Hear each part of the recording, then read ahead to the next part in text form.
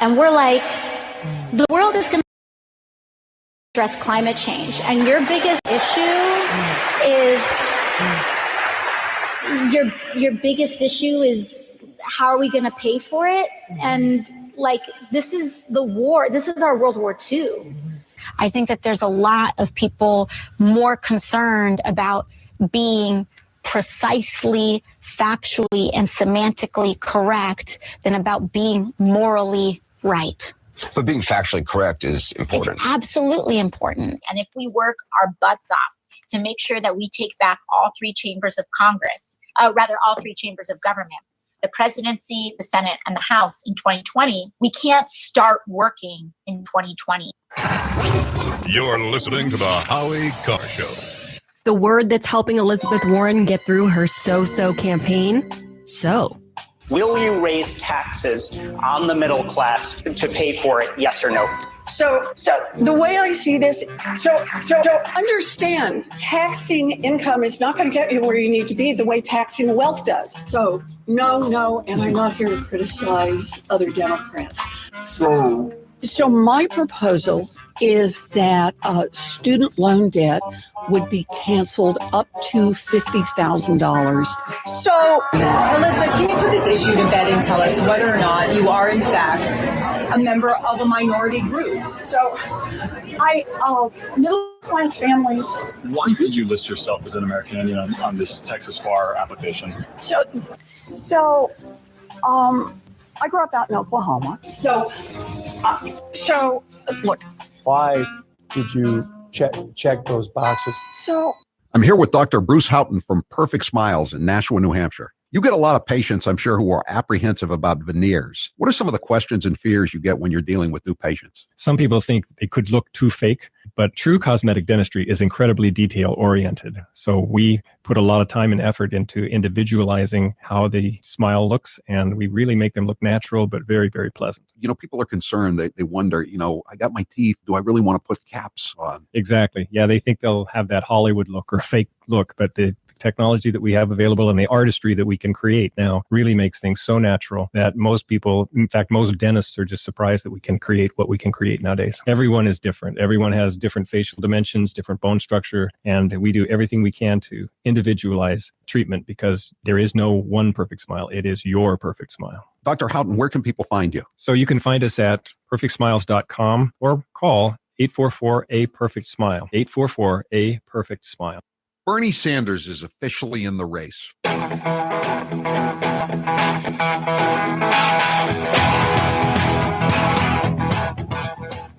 Better strap yourself in. It's time for the Howie Carr Show. Did you sexually assault Tara Reid? No, it is not true. I'm saying unequivocally, it never happened.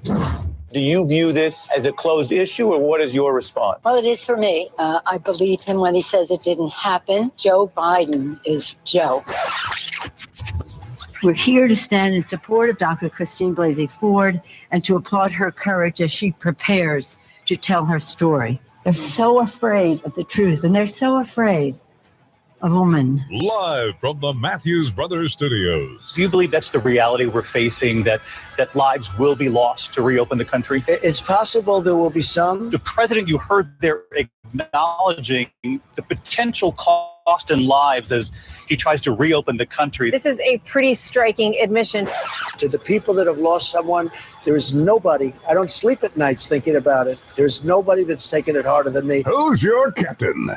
Howie Carr. A Dallas County judge ordered a North Texas salon owner to spend time in jail for defying an order and opening her business last week. This is not a new world, but like every one of the super states that preceded it, it has one iron rule.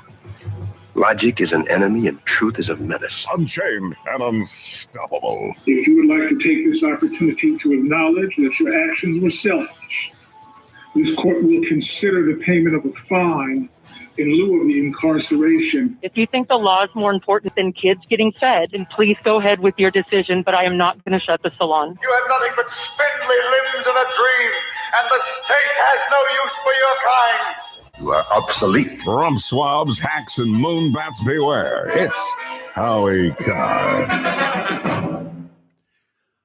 I think this Dallas hair salon owner, Shelley Luther, is really going to be the poster gal for the overreaction by the incipient fascists that are out there, whether they're on the bench like that stupid judge or the county judge, the administrator in Dallas, Clay Travis, he's out of control, or any of these other fools like Charlie Parker in Boston or Janet Mills in Maine. It's just outrageous. This woman she tried to open her salon to provide money for her kids. She has a family and her employees, and Governor Abbott in Texas has now allowed the salons to open, but she opened early, so she's now doing 7 days in the county jail, I guess it is. It is just so beyond belief. The Attorney General of Texas just told the judge he was way out of line. And we tried to, Grace called up the law office today and said, can I speak to Shelley Luther? And the receptionist said, that'd be kind of tough. She's just in jail. So we're going to have her lawyer on tomorrow. And, but we've got the cuts and all that. There's so much stuff to get to here today. As always, how's that mask thing working out for you in Boston? How's that? How dare you? Howie, just to give people a heads up, her lawyer's name is Warren Norrid, and on Twitter, it's at WNORRED. So if you want to tweet at him and say you're excited about him coming on the show tomorrow, that would help reel him in. Right. We hope she's out by then. I don't know if this judge thinks he's some kind of, caped crusader, robed renegade, robed rogue renegade. But what is it? What are they thinking of?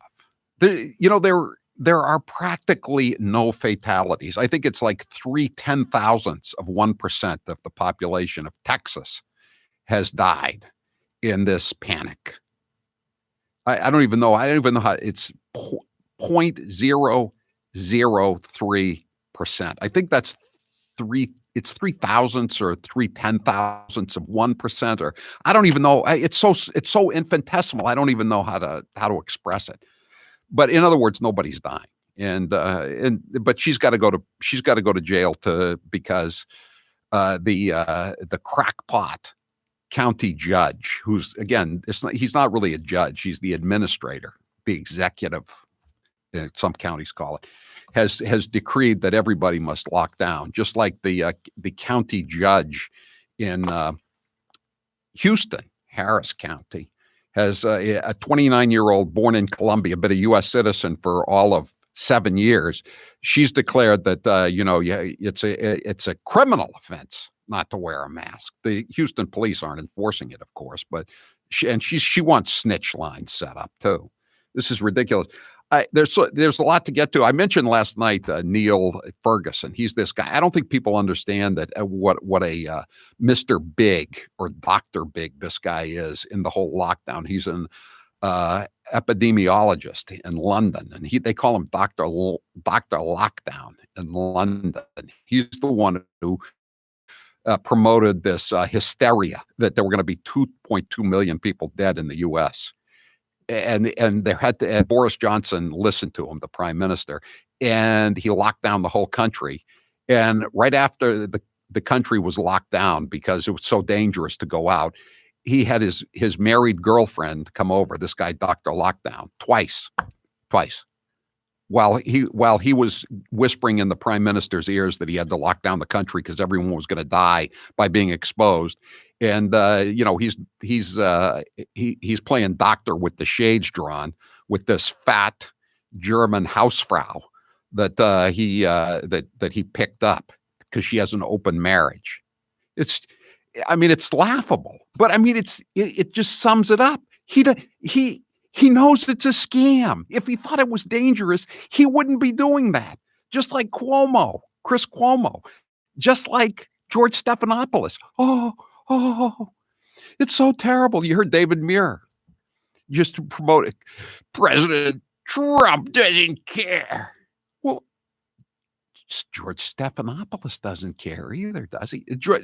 Trump cares a lot more than Stephanopoulos does. Stephanopoulos walking around the Hamptons with no mask, although he's tested positive. And incidentally, we talk about the numbers, and the numbers are all screwed up. I want you to hear something today. Again, I didn't hear this anywhere. I read this in the New York Post, and I asked Taylor to get the cut. This is Cuomo yesterday. The death tolls are going up. Oh, the White House knows that the death tolls are going up. Oh, these numbers. Well, again, I thought this was an interesting sound cut that none of the left-wing networks picked up on. Cut 25. Also, a caution in the number of deaths. I know the reporters and everyone likes to trace these numbers and document these numbers. I think we're going to find, when all is said, he does go on to say that he thinks the death count will be higher than we actually thought they were. What did he say? I missed that, Taylor.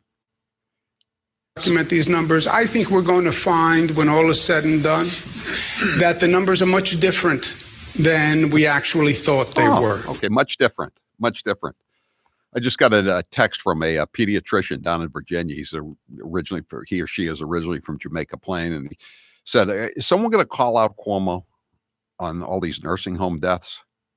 And we've talked about it a little bit. Michael Goodwin has a long column today in the New York Post about it.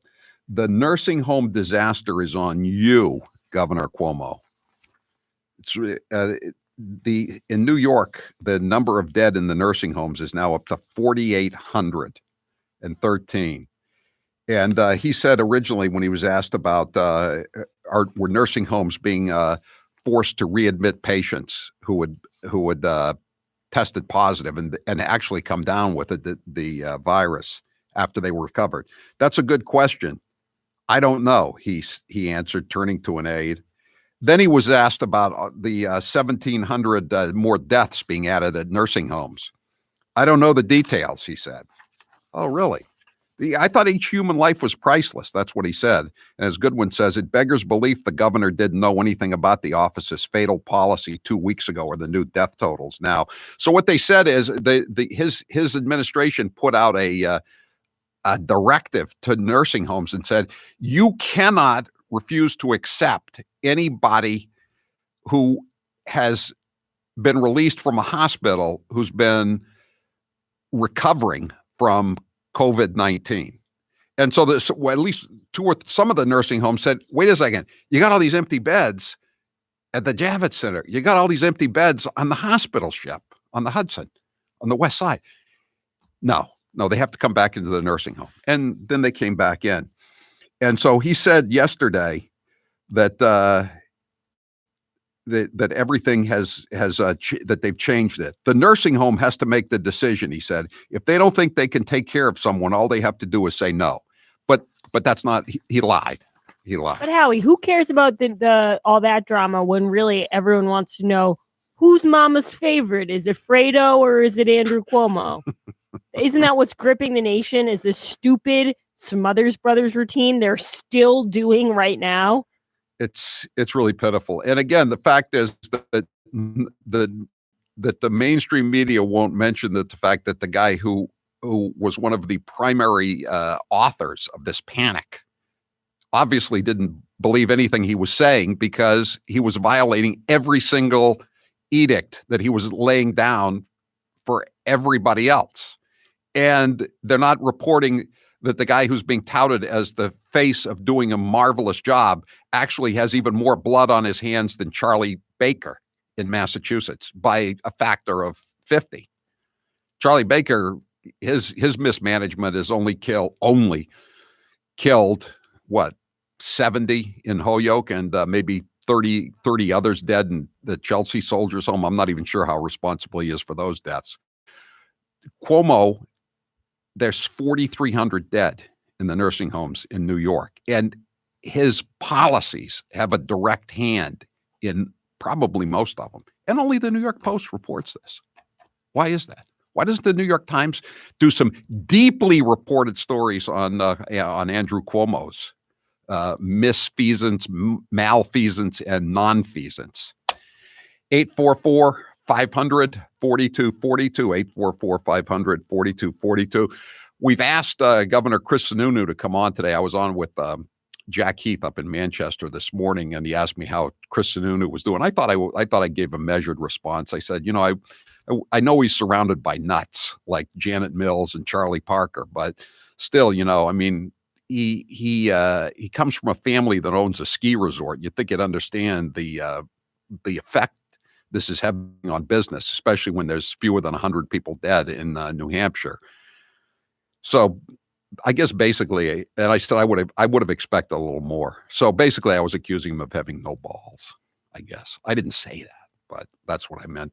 And so he texted in or wrote or called in to Jack. And so we said, hey, Chris, we would love to have you on the show. We'll give you an hour, Chris, and you could take calls from your constituents, from the all the shuttered businesses and the shuttered campgrounds, et cetera, et cetera. All right. But anyway, you know the number, Chris Sununu, Governor Sununu, 844-500-4242. I'm Howie Carr. He's suave, he's debonair, he's Howie Carr. Boomer Naturals is providing 20% off their face masks for Mother's Day. Boomer Naturals face masks are comfortable, made of 3 layers of cotton and polyester, and have special antibacterial fabrics certified to block 92.2% of particles. The best part is they last 30 days. Simply wash them when you go home at night, and they're good to use again the next day. Adult and child sizes are available. Go to HowieCarrShow.com and click on the Boomer Naturals banner. Use promo code HowieCarr20 at checkout to save 20%. At Subaru of New England, we believe in vehicles that families can trust. And since your safety is our top priority, our retailers are keeping their service departments open. Scheduling your service is easy. Just go to SubaruofNewEngland.com, enter your zip code to locate your Subaru retailer, and contact to confirm participation in hours. It takes love and community to make a difference. And our New England Subaru retailers are committed to being a resource for our neighbors. We all love President Trump's off-the-cuff comments, but he's never in rarer form than when he's speaking at a rally. Take a listen. I hit Pocahontas way too early. I thought she was gone. She's emerged from the ashes. And now it looks like she could beat Sleepy Joe. He's fallen asleep. He has no idea what the hell he's doing or saying. I don't know. I'm not a vain person. But I look better under an incandescent light than these crazy lights that are beaming down on me. That guy's got a serious weight problem. Go home, start exercising. Got a bigger problem than I do. Now he goes home and his mom says, what the hell have you just done? How do you top that? I'm just ready. The big, beautiful crescendo and this character's going back home. One person just going home to mommy a little bit sooner. These are phony people, but that's okay. You know, when you think of it, I'm president and they're not. You really have to elect me. Whether you like me or not, it makes no difference because our country will go to hell if any of these people get in. Here's how it works with my retirement accounts, and I'll bet yours too. If your 401k, your SEP, your IRA, whatever is going up, you probably don't think very much about it, right? But if it's going down, well, there's nothing much else you can think of. So for the last couple of years, none of us have been worrying much about those quarterly statements. But lately, it's gotten a little worrisome. It's not that bad, not yet anyway, but what goes up must come down. Now is the time to start thinking about adjusting your investments. Gold and silver have always been a hedge against stock market volatility. Uncertainty about the future has traditionally met rising prices for precious metals. Orion Metal Exchange is the only precious metals company I trust. Give Orion a call to get a free, no-obligation investment guide about protecting your future with an enduring investment in gold and silver. You've got nothing to lose and everything to gain, including peace of mind, by calling Orion Metal Exchange now. Call them today at 800-912-2300. And with Orion, you'll get more metal for your money. Call 800-912-2300. That's 800-912-2300. Jim Acosta, without a doubt, wins the competition for Trump's least favorite journalist of all time. Let's listen to some of their feistier moments. I'll tell you what, CNN should be ashamed of itself having you working for them. You are a rude, terrible person. You shouldn't be working for CNN. Should I let him have a little bit more? What do you think, Peter? Peter, should I let him have a little bit more? Sit down. I'm changing it from fake news, though. Doesn't that undermine? Very fake news. I know, but aren't you? When I raise money, for excuse me, I've watched you on television. You're a real beauty. Honestly, I think you should let me run the country. You run CNN. All right. And if you did it well, your ratings Let would me be ask, much if better. I may ask one other question, Mr. President. If I may ask Peter, one go other ahead. question, are you worried? That's enough. That's Mr. enough. President, what do you say to your critics who say that you're concocting a national emergency here in order to get your wall because you I couldn't asked get the it through other angel ways? moms, what do you think? You think I'm creating something? Ask these incredible women who lost their daughters and their sons, because your question is a very political question, because you have an agenda. You're CNN. You're fake news.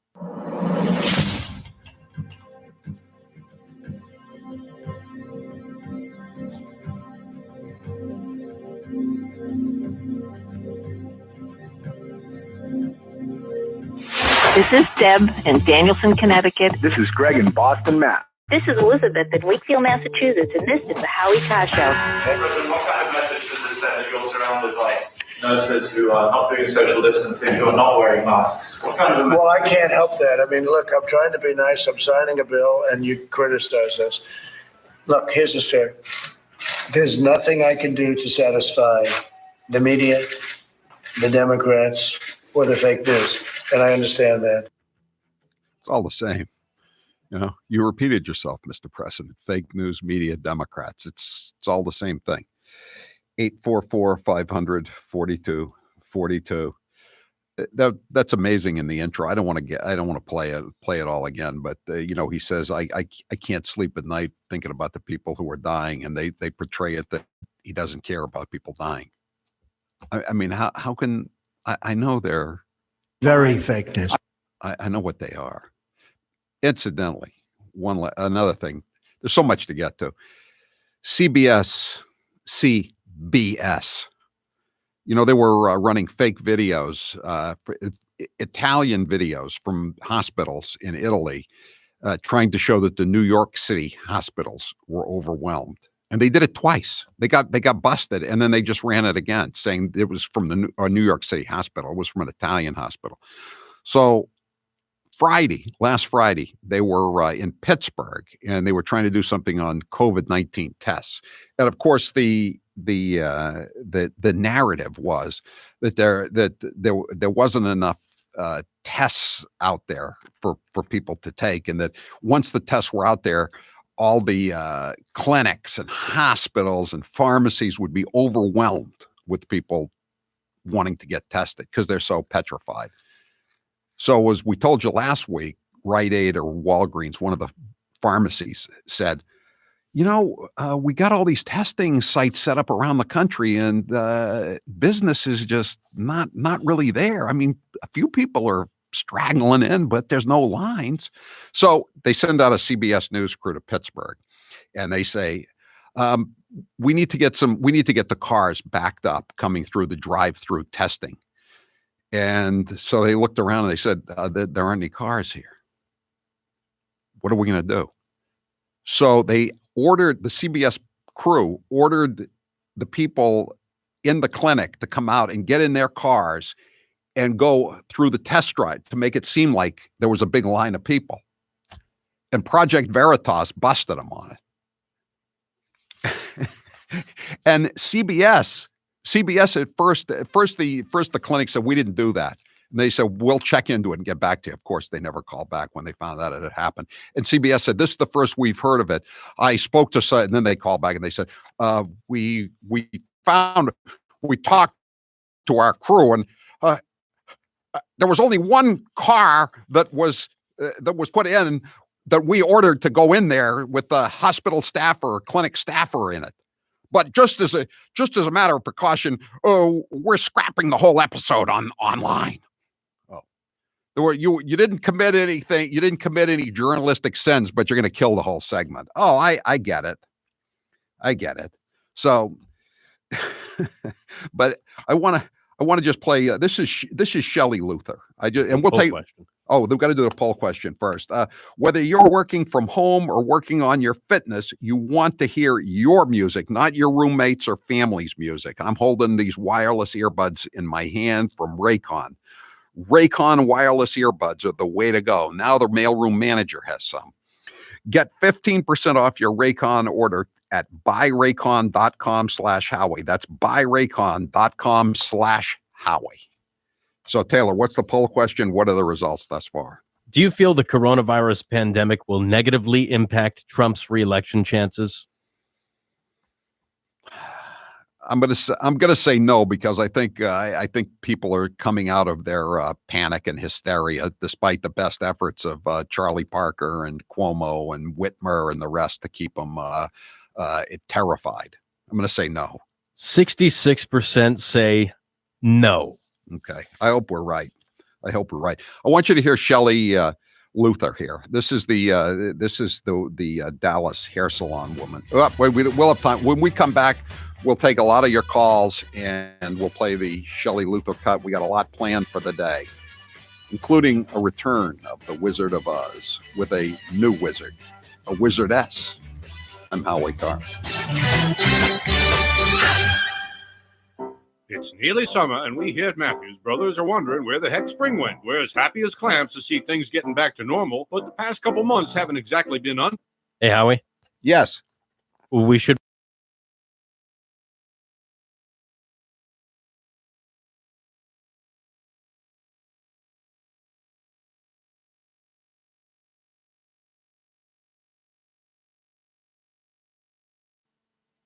Didn't know any of this stuff.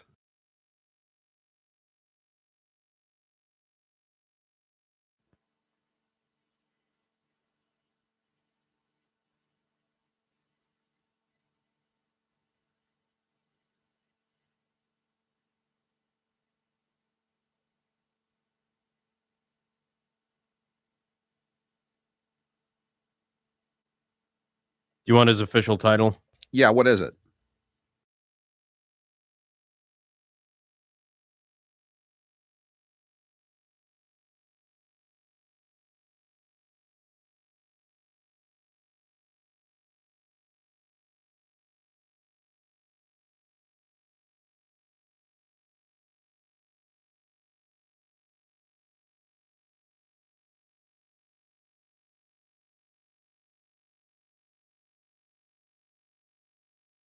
Indian accent. If you want to protect yourself, get a double-barrel shotgun. If there's ever a problem, just walk out on the balcony, put that double-barrel shotgun, and fire 2 blasts. They're going to put you all back in chains. Give me a break. That's a bunch of malarkey. The 3-letter word, jobs. Jobs. Jobs. One man stands ready to deliver change we desperately need. A man I'm proud to call my friend. A man who will be the next president of the United States, Barack America. Here's how it works with my retirement accounts, and I'll bet yours too. If your 401k, your SEP, your IRA, whatever is going up, you probably don't think very much about it, right? But if it's going down, well, there's nothing much else you can think of. So for the last couple of years, none of us have been worrying much about those quarterly statements. But lately, it's gotten a little worrisome. It's not that bad, not yet anyway, but what goes up must come down. Now is the time to start thinking about adjusting your investments. Gold and silver have always been a hedge against stock market volatility. Uncertainty about the future has traditionally meant rising prices for precious metals. Orion Metal Exchange is the only precious metals company I trust. Give Orion a call to get a free, no-obligation investment guide about protecting your future with an enduring investment in gold and silver. You've got nothing to lose and everything to gain, including peace of mind, by calling Orion Metal Exchange now. Call them today at 800-912-2300. And with Orion, you'll get more metal for your money. Call 800-912-2300. That's 800-912-2300. He is the youngest senator that is going to be running. In his video, he also mentioned he's the only senator that lives in the inner city, and he's an unmarried vegan. So a lot of very unique qualities Cory Booker brings to the table, Kate. Now, I appreciate the comments of my colleagues. This is about the closest I'll probably ever have in my life to an I am Spartacus moment. I am Spartacus. I am Spartacus. Joey, you like movies about gladiators? Have you ever had an LGBTQ law clerk? I've not been a judge, so I don't have any law clerks. Someone working for you. I'm to be honest, I don't know the sexual orientation of my staff. When Dick Durbin called me, I had tears of rage when I heard about this experience in that meeting. And for you not to feel that hurt, tears of rage. Would you just stop being so dramatic? I'm a big believer that if this country hasn't broken your heart, then you don't love her enough.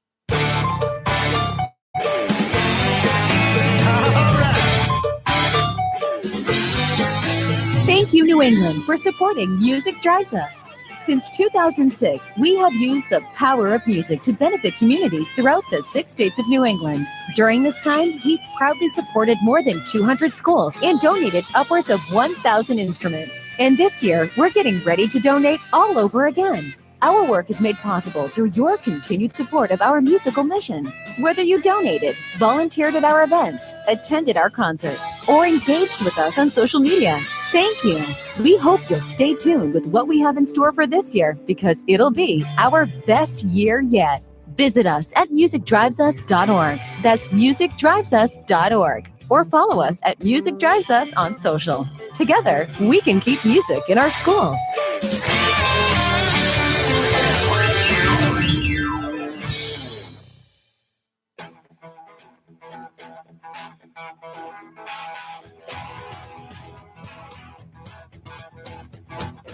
Live from the Matthews Brothers Studios. 844-500-4242. Joining us now on the news line is Hogan Gidley, the Deputy Press Secretary to President Donald Trump. Thanks for being with us, Hogan. Absolutely, Howie. Thanks so much for the time.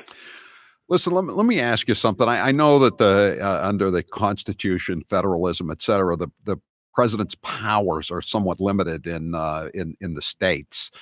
However, can you give some indication or some hope to the people who reside in these blue jurisdictions where the governors are, apparently willing and able and eager to continue the lockdowns indefinitely? I'm thinking of Maine, Massachusetts, Maryland. Those latter two have Republican rhino governors. Oregon, Washington, Michigan. What is the president going to do? I mean, can he do anything? Well, what he can do is just highlight the fact that a lot of the states around the country have done the right thing by beginning to look at opening up and getting people back to work. They're meeting some of the guidelines we put out there. That's always important. We put a phased approach out there, 1, 2, 3 phases, so everyone could understand exactly where their state stood. But the encouragement I can give is that, elections matter. And when elections come up, if you feel like your governors have done the wrong thing, you have the right to take action. So the fact is, we've got to start looking at getting back to work here. The president's been clear about that. And the economy, people talk about, it's the economy. The economy matters, yes. But the American worker makes up the economy. The businesses out there, both small and large, with employees doing, tough jobs outside in the heat, lifting heavy things, the ones at the computers, our farmers, our ranchers, our manufacturers, all these people need to be back to work. Their livelihoods have been destroyed by this coronavirus. And, we're looking at moving forward and opening things back up because it's better for America. This country, as the president says, is not built to shut down in this manner. And so, we want to do it rationally and reasonably, responsibly. But some of the governors have decided it's time to open, and we'll see what happens in those states. I'm going to play you the cut. I promised it before the break. This is Shelley Luther. You know who she is. She's the Dallas hair salon owner who has now been jailed, even though the hair salons and businesses in Texas are going to be open in a couple of days. She just jumped the gun a little bit. So now she's a judge threw her in jail for a week. I'm going to just play you the cut, what she told the judge. Cut 4. Judge, I would like to say that I have much respect for this court and laws. And that I've never been in this position before. And it's not someplace that I want to be. But I have to disagree with you, sir, when you say that I'm selfish, because feeding my kids is not selfish. I have hairstylists that are going hungry because they'd rather feed their kids. So, sir, if you think the law is more important than kids getting fed, then please go ahead with your decision, but I am not going to shut the salon. Is the president following this case, Hogan? I've not spoken with him directly about it. I'll be with him here momentarily when he's done with his Oval Office meeting now with the governor of Iowa. But that's something I'm definitely going to bring to his attention. That's a powerful clip. I've obviously been watching this story unfold, and he may be up to date on it. I'm not sure. But the fact is, her story is one that we've heard all too often out there, because people want to get back. They want to eat. They want to live their lives just by our nature. How we want to be around people. We want to socialize. We want to see our friends and our family. We want to work and provide. It doesn't mean when the country opens back up, when states open back up, that we're sitting in everyone's laps and giving piggyback rides up and down the street. But you know, these people, I mean, these are real ramifications of a real serious problem, and people have lost their jobs. They've lost everything because of this virus.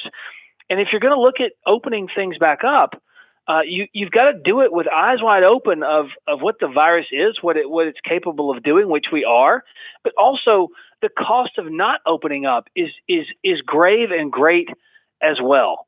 And that's something I think that you're seeing play out across this country in these individual states. And the more stories we hear, like Shelley's, the more I think it hits home for folks who are really facing some difficult times because of this shutdown and because of this virus.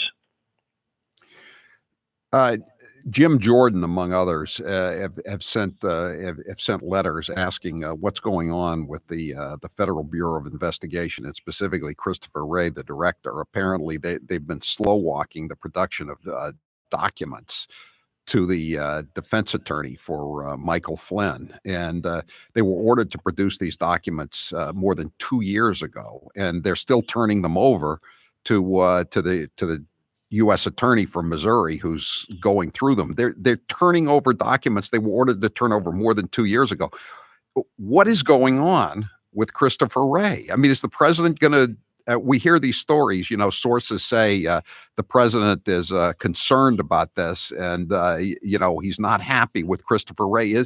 What is Christopher Wray's status right now? Is he on thin ice? Well, look, when there's an announcement to be made, or if the president's dissatisfied, you absolutely know it. Obviously, I'm not going to get ahead of anything there, but I do want to point out the fact that the information coming out of the FBI is quite troubling in a lot of different ways. And we've seen the world's premier law enforcement agency be tainted by a lot of rogue folks in the past. And I'm not trying to put Christopher Wray in that category, but this president is all about transparency. He's all about shedding sunlight on the backdoor dealings, if you will, of so many in the federal government. He's done it time and time again, and he wants to make sure the FBI is there to serve the American people. If you can go after someone like Flynn, for example, General Flynn, for example, then every American ought to be concerned about that. Every American should be worried that, for alleged political reasons and political gain, that your reputation, your life can be taken away from you is quite problematic. And again, I'm not trying to say that Christopher Wray falls into that category, but I am trying to say that the president wants transparency, and he wants things to move quickly over there, not slowly. 844-500-4242. We're talking to Hogan Gidley, the president's deputy press secretary. And what about Joe Biden? How I know he said that it's up to Joe to deny it, and he doesn't want to say anything. But how closely is he following these Tara Reade developments, and the fact that the University of Delaware, which is controlled by Joe Biden's campaign contributors and the former employers of his crack-addled son Hunter, are refusing to turn over the documents or even allow anybody to look for the documents. The Senate is refusing to turn over the documents. What does the president think the University of Delaware and the Senate should open their records so that we can find out if there are reports? Well, look, he's obviously seen some of the reporting on this. He made the comments you just mentioned about Tara Reade and getting her day, and Joe Biden himself we all should be given the same treatment of innocent until proven guilty, which is not what's been occurring for people on the right, as you know, and especially Donald Trump. But the fact is, he's honestly, and I'm not trying to get out of answering this question, but he's focused on much bigger things than Joe Biden's issues. Now, while Joe Biden has quite a few issues with this one story and many others, the president's focused on actually overturning and fixing all of the mistakes that Joe Biden and Barack Obama made in this country for the last 8 years. So he's got bigger fish to fry than Joe Biden's personal life at this point. But he's made some comments on it, and I would imagine as the campaign continues, of which I'm not a part, but that's probably going to be an issue that's front and center at some point. Does he believe Joe Biden is, in the end, going to be the Democrat nominee for president? Does who believe that? The president. Oh, I don't see why. I don't see why not at this point. I mean, we've talked about it briefly, but I don't know how they stop him. As you know, I mean, you hear all these rumors. You heard that when Donald Trump was running too, that they're going to try and take it from him at the convention and all these types of things. That rarely, if ever, has happened in the past, and so. We'll see what happens, but whoever it is, the president's going to be ready one way or the other because this record has been absolutely stellar, not just to taking us to all these amazing highs, but when we were hit with this unprecedented virus, he not only did this once, rebuilt this economy, he can do it again. He knows how, and I think the American people, poll after poll, is now showing they trust him more to handle coronavirus, Donald Trump, and they trust him more with the economy for sure. And it looks like those things are moving in the right direction. I know he tries to keep a stiff upper lip and all that, but sometimes when he says we had the best economy, he puts it in the past tense. It disappoints us. It's not his fault, but I'm just saying it really kind of makes everybody sad because there's so many people. The guy in Maine who's he's kind of the Shelley Luther of Maine. His name is Rick Savage. I don't know if you've been following him. He's reopened his craft brewery in Bethel, and he was having the best year of his life in terms of sales and business, and his restaurant, his brewery was packed, and now he's having to fight off a swarm of bureaucrats who are trying to put him out of business because he wants to go back to work. It's unreal. I do have to say though, Howie, one little nitpick on that, and that is when the president makes those comments, it's always followed up by a light at the end of the tunnel. It's always followed up by some positive comments. And think about this. How many presidents, how many leaders at all would have the guts to walk to that podium and spend hours, right? I mean, Joe Biden can't spend 2 minutes somewhere without falling onto himself. And he spends hours up there answering questions and delivering the tough news to the American people. He doesn't just show up when it's time to say, look how great the economy is, although he does talk about the economy. It's the tough moments the president has to go and deliver to the American people. And he wants to do that without anybody else. And he wants to look you in the eye, look me in the eye, and everyone paying attention and watching. This is what we're up against. This is what we're facing. He has the guts to stand up there and do that, knowing that, as you just said, people are going to hear that and be upset, and they're going to be sad.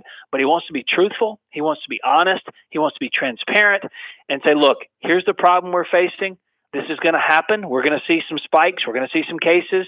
He says, but I got to tell you, we're flattening this curve. Things are moving in the other direction. And sooner or later, we're going to be back to normal because I know how to fix this economy. We're going to do it. We're going to get you back to work, and we're going to make your lives better. And that, to me, is probably the best message he can give. And I love standing beside him when he does it. Hogan Gidley, we love having you with us, but we would certainly love to have the president back on with us. He's been on some shows that I don't think have as many listeners and viewers as this one in this time slot. Would love to have him back on. And, if he could come on and maybe stiffen the spine of New Hampshire Governor Chris Sununu. I know he wants to carry New Hampshire, and Chris Sununu is, he's between a rock and a hard place between Maine and Massachusetts with the dithering governors there. President Trump should come on this show. We're on 8 stations in New Hampshire and make the pitch to Governor Sununu to stand up and, this is when you separate the men from the boys. If I may make a sexist remark like that. Well, I have to tell you, I promise you this. I'll make sure I take it over to him and put it in his hands and say, this is a show you need to do, because we obviously appreciate you giving the unvarnished truth to the people in your area. And we know your listeners care about this country and the future. And even though we're facing some hard times, the fact is that the core of this is the American spirit. And I think it's unshakable. It's unbreakable. And while it's bent, it's never going to break, and we're moving in the right direction. And it's because of this man's leadership and people like you out there who've been telling the American people, we're going to get through this. We're going to come out stronger on the back end, and we're ready to do that. All right, Hogan Gidley, thanks for being with us again, and give our best to the president, and tell him that Trumptilla on the Intercoastal Waterway on Sunday, that was fantastic. That cheered everybody up, because I'm down in Florida right now. It was good, wasn't it? It was fantastic. Amazing. It was even better live than it was on video, believe me. All right. Thanks, Hogan Gidley. I appreciate it. That's the Deputy Secretary to Donald Trump. I'm Howie Carr.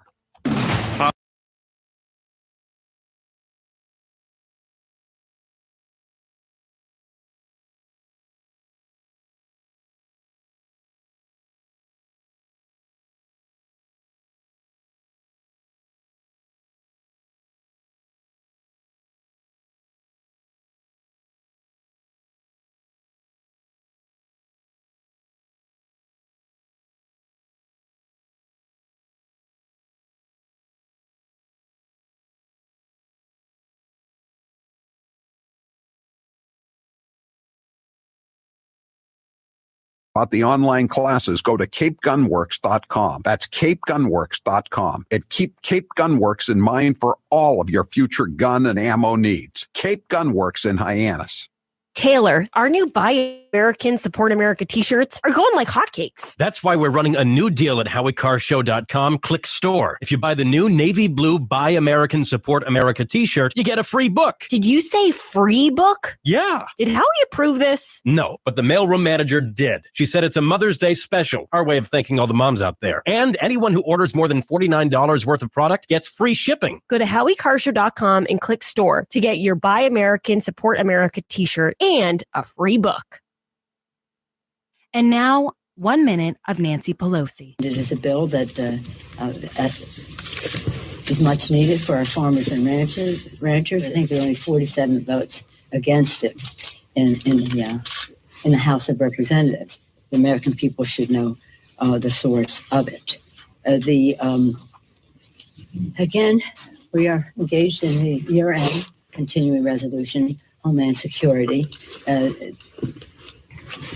I'm not sure. No, I haven't spoken to him since he called the other day, which was a very amicable conversation. Amiable, I guess you would say, not amicable. And I talked to Chuck last night to say, we haven't had an answer. There are other things that are going on that are newsworthy, and I think you'd have more viewers or readers if people address concerns that people have. The list goes on about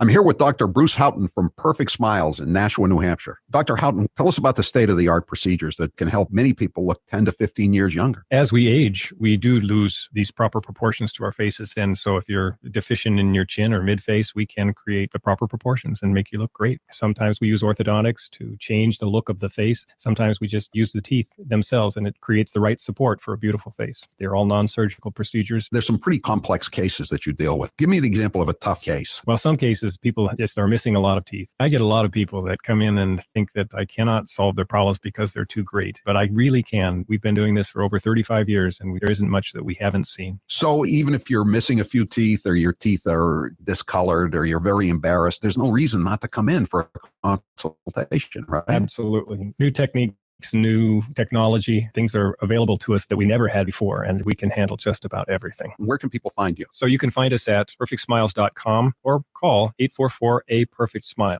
And now, another minute of Madam Speaker, Nancy Pelosi. But again, You have these wings, AOC and her group on one side. That's like 5 people. They would say, play games, and then they'd say, open sesame, except we don't say sesame, we say open Biden. No, because we are not. We have the number is growing. We have 91 women. There are 115 women in Congress, 116. 15 are Republican, 91 are Democrats. I happen to be a manifestation of the women power that is coming forth now, but only one manifestation. It was like getting kicked in the back by a mule constantly. It was physical. It was so unbelievable. The Times found Lincoln. Not to be presumptuous to put ourselves in those categories, but the Times have found us.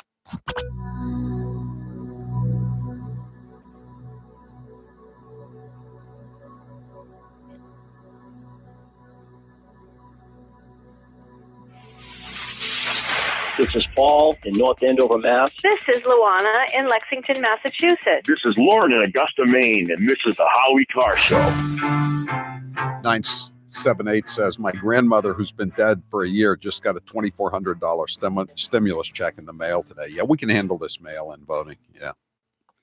Remember I told you about those two guys that were the first ones arrested for allegedly trying to scam the small business relief program, the PPP. It turns out I know one of them. I didn't realize it. Guy was listening to the show, a friend of mine, and he says, you know that guy. He used to be the program director at one of our affiliates. Yeah, I'm proud. I'm not proud. I guess I should have known. I would know one of the first scammers that would be caught. 844. He's been in prison on a couple of other fraud cases too. 844. He was in radio, right? Fraud radio. Sue, you're next with Howie Carr. Go ahead, Sue. Yeah, Howie, this ought to be a wake-up call to this country about the Communist Democrat Party. And also, I have not heard one Democrat speak out. And the other thing is Obama's really he's getting nervous about covering up all his corruption through his whole administration.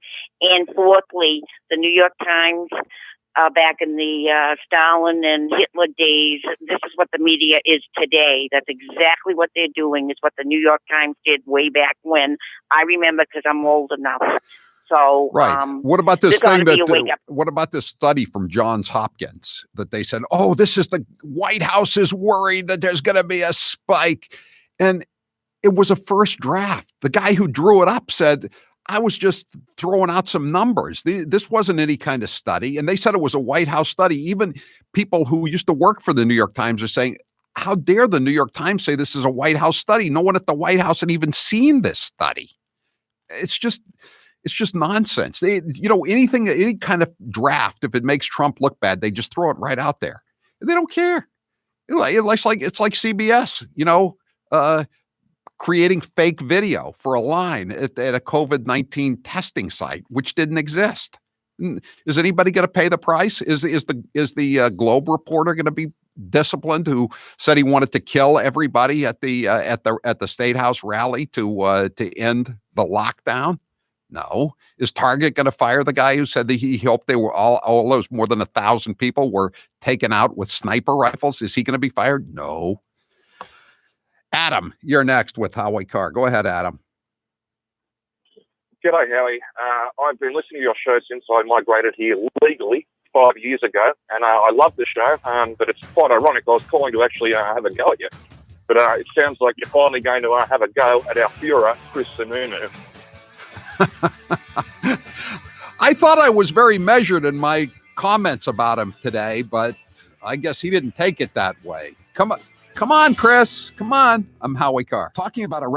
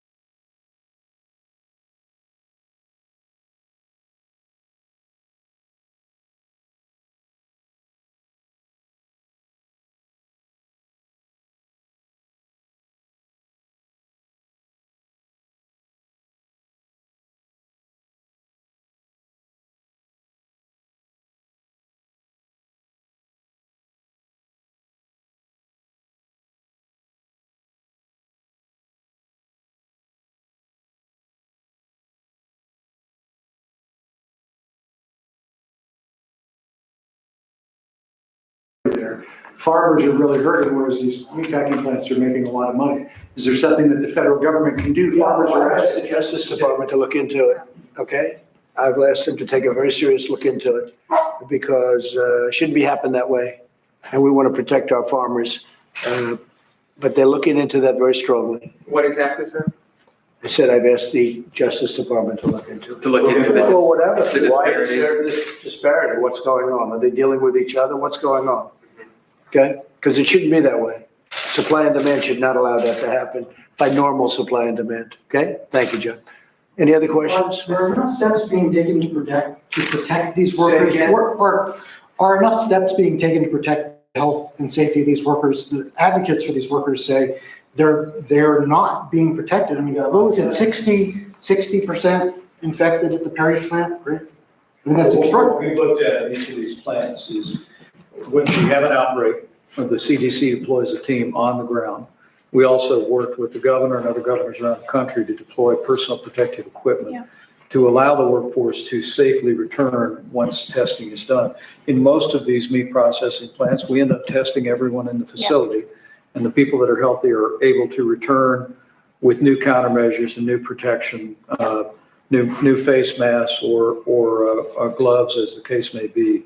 And we're also working with companies to put new countermeasures into place. But as the Secretary said, our objective is two equal goals. Number one is the safety and health of the workforce in our meat processing plants, and to ensure the strength of the food supply by getting people back to work and keeping the plants open. Kim?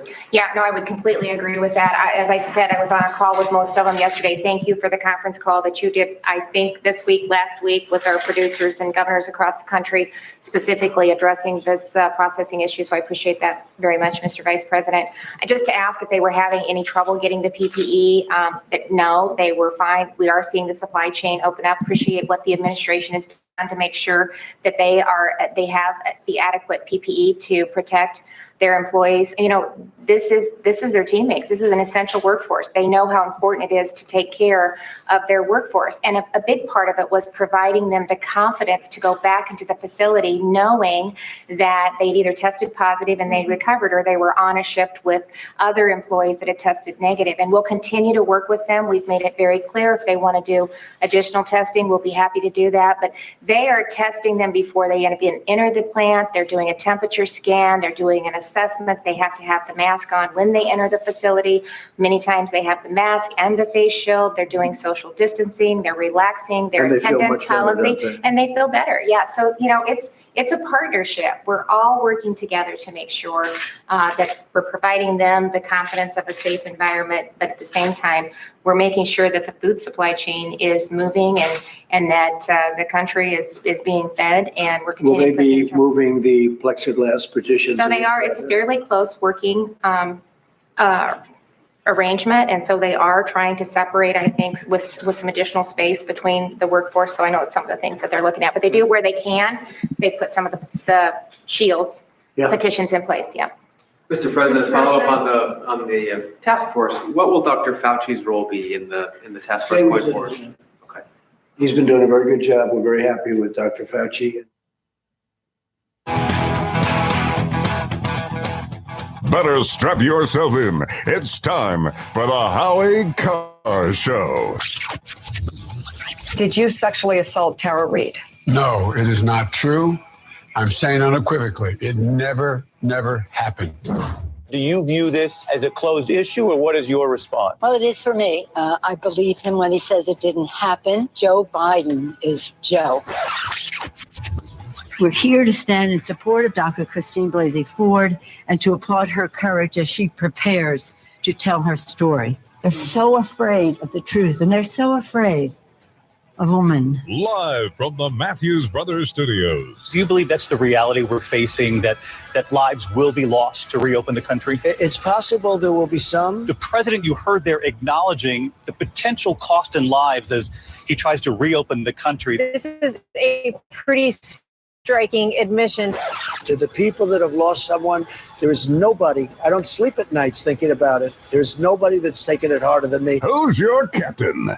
Howie Carr. A Dallas County judge ordered a North Texas salon owner to spend time in jail for defying an order and opening her business last week. This is not a new world, but like every one of the super states that preceded it, it has one iron rule.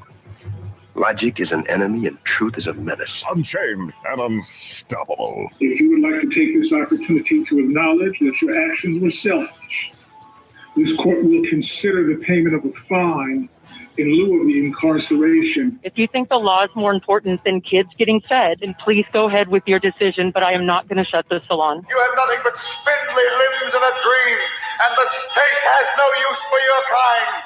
You are obsolete. Rump swabs, hacks, and moonbats beware. It's Howie Carr. So if I got this straight, Dallas has released 1,000 hardened criminals from the jails. But this salon owner, Shelley Luther, because she opened her hair salon a few days before Governor Abbott in Texas said that all hair salons and barbershops in the Lone Star State could open. She's in jail, and the 1,000 criminals are free. And the mainstream media and the Democrats are campaigning to keep the country locked down. They want to get that. What do they want it for? What will satisfy them? 40 million people unemployed? Will that suffice? Let me read you the lead of Howie, you know what will satisfy them? I know. President Joe Biden. I know. I know. If Joe Biden's elected president, that's the end of coronavirus. It will have served its purpose. It will be like a Snickers bar. Satisfied? Yeah. It'll be like, the grim milestones of deaths in Iraq and Afghanistan of American servicemen ended on, June 20th, 2009, when a Republican left the White House and Obama came in. No more homeless. No more homeless when the Democrat. And it's going to be the same thing with coronavirus. It will be a memory. It will be a distant memory on November 4th if President Trump doesn't win re-election. It will be like it never happened. Before we do Grace's news, let me give you the Associated Press story about reopening the economy. Can we have some Jaws music, please, in the background, Taylor, before I begin this? As Europe and the U.S. loosen their lockdowns against coronavirus, health experts are expressing growing dread over what they said is an all but certain second wave of deaths and infections that could force governments to clamp down in a drawn-out 2 steps forward, one step back process. We're risking a backslide that will be intolerable, said Dr. Ian Lipkin of Columbia University Center for Infection or Immunity. I wonder who Dr. Lipkin is planning to vote for in the fall. I wonder if he's as reliable a source as Professor Lockdown.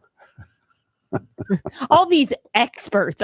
I hate to say this, but I'm starting to lose faith in the experts. When the models are 800% wrong, it really does shake your faith in these people. I want to just mention it again for our new Newsmax audience. We talked about this late yesterday and in the first hour.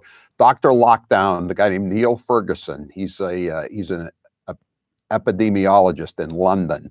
He's the one who came up with all these crazy predictions he's been doing this for 20 years.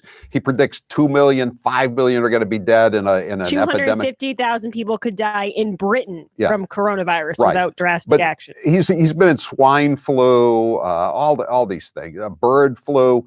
He predicts millions of deaths. There's a couple of hundred deaths, but he's an expert. That's the great thing about being an expert. You never, it doesn't matter if you're right or wrong, you're never stripped of your credentials as an expert. So he issued these incredible predictions, 2.2 million going to be dead in the United States, I think 500,000 dead in Britain. And it turns out as he's whispering this in the ear of Boris Johnson, the prime minister, and they locked down the country. And meanwhile, he's whispering sweet nothings into the ear of a woman, a married woman, who is coming to his house when he's supposed to be quarantining. I just want to say, Howie, his name shouldn't be Professor Lockdown. It should be Professor Love, because this man was like, Dr. Feelgood, a lot of shadiness is going on here. And actually, you just brought me to my first story for Greece's News. The married woman who is at the center of a scandal involving one of Britain's key scientific coronavirus advisors, aka Neil Ferguson, He's aka an expert, Professor Grace. Lockdown. Don't ever always call him an expert. More like a sexpert. Dare I say I'm on a roll today? Wow, it's only 4:12. They don't believe, the married woman doesn't believe she's done anything wrong because she considers both households to be one. I don't care, if they're playing doctor with the shades drawn, Grace.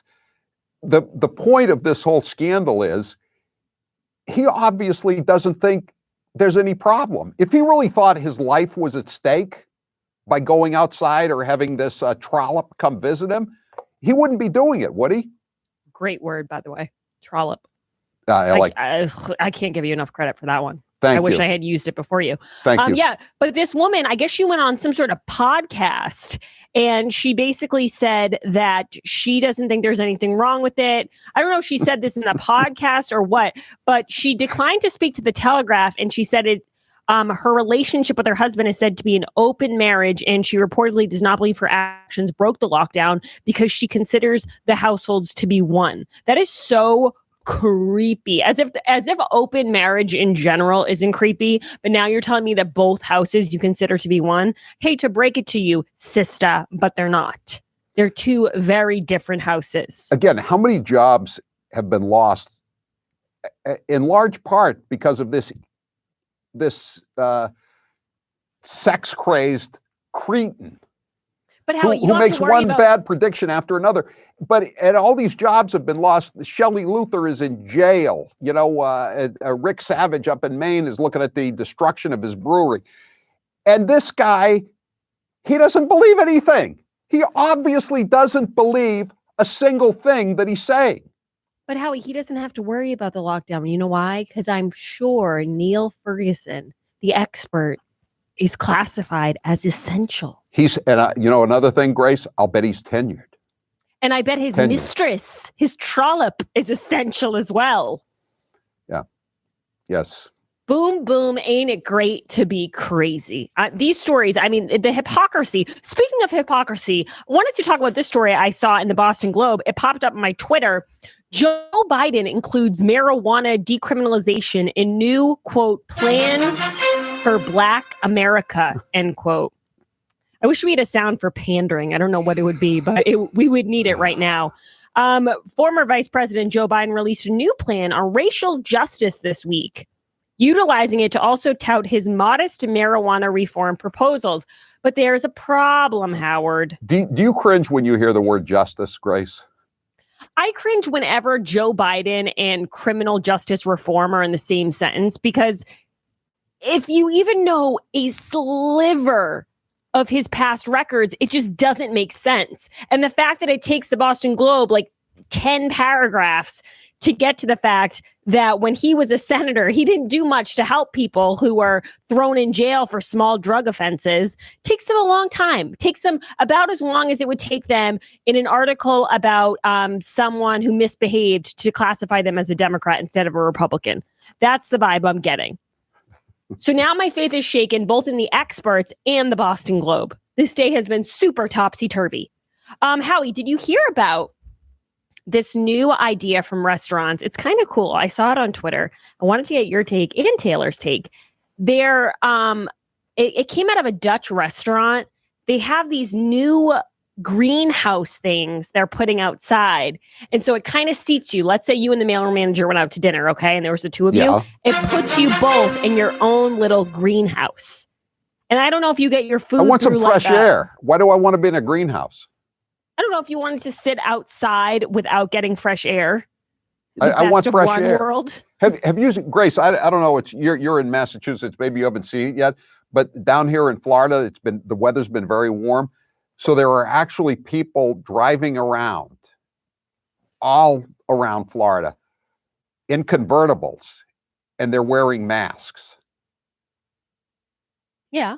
I've seen people driving around with their windows closed and they don't have convertibles and they're wearing masks, and I don't understand that. But I mean, if you're in car, if you have a convertible, aren't you being assaulted by millions upon millions of cooties and germs? And not if the sun's out. UV light kills the I virus. could never personally, and might be my own problem. I don't know if it affects either of you, but I could never buy a convertible for the sheer fact of when I put on my lip gloss, my hair gets stuck to it and it becomes a complete disaster. And all the ladies out there, I know you feel my pain on that.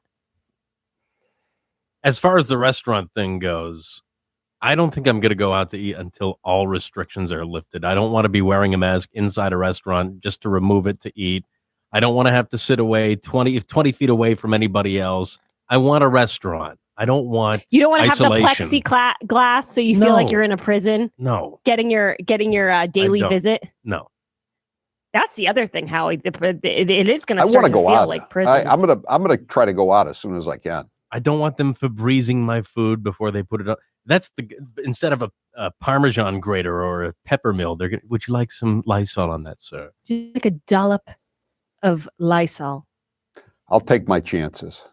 Howie, when we get back, I have unbelievable clips from this guy from MSNBC. His name's Anand Giriharidas. He's an MSNBC contributor, and he thinks Americans are obsessed with freedom, and that's part of our problem with dealing with the coronavirus. But before we get to that, I want to let everyone know, after weeks of amazing Mother's Day offers from 1-800-Flowers, it's finally crunch time. They're bringing you Grace's news today, and also right now, 1-800-Flowers is offering 24 multicolored roses plus a free vase for $39.99. To order, go to 1-800-Flowers.com. Click the radio icon. You know how it works. Enter code Howie.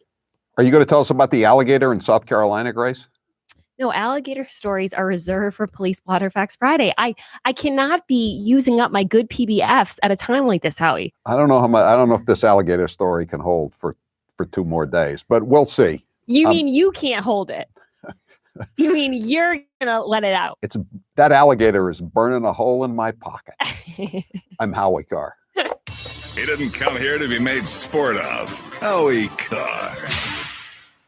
This hour of the Howie Carr Show is brought to you in part by CapeGunworks.com. Cape Gunworks has been approved to reopen their virtual training classes, but space is limited. Go to CapeGunworks.com and sign up now. That's CapeGunworks.com.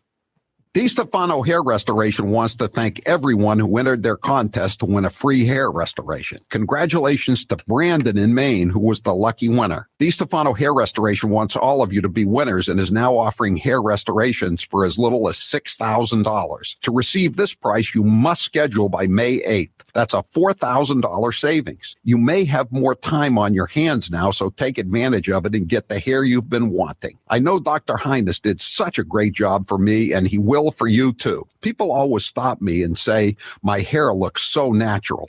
To take advantage of this offer, go to hairman.com/Howie. You'll never see this kind of discount again. That's hairman.com/Howie. DiStefano Hair Restoration has 5 locations in New England and is open for business. For more information on location openings, go to hairman.com/Howie or call 1-800-78. Hey, Howie. Yes. They are doing a press briefing.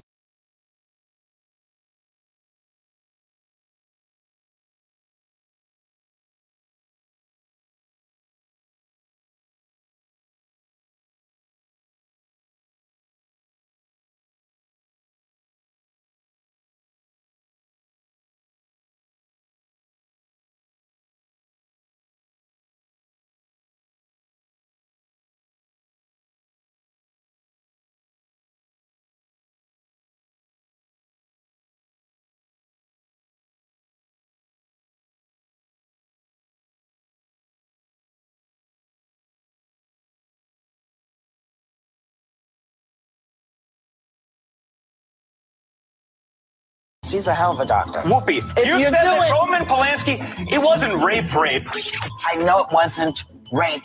Child molest, maybe? I'm not sure. It was something. It was something else, but I don't believe it was rape. Hold up!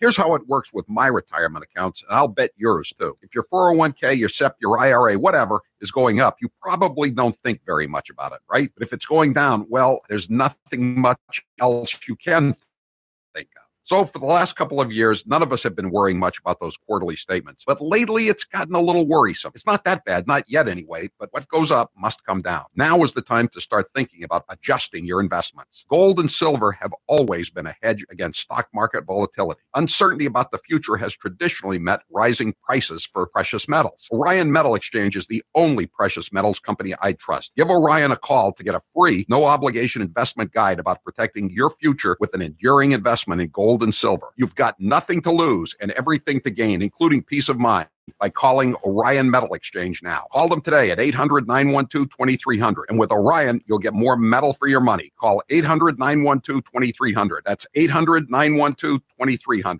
The Moonbats always say Donald Trump isn't very bright. But what about Barack Hussein Obama? Let's listen to some of his greatest hits. I've now been in 57 states. I think one left to go. I don't know what the term is in Austrian. The Cambridge police acted stupidly. And there has never been any man or woman more qualified for this office than Hillary Clinton.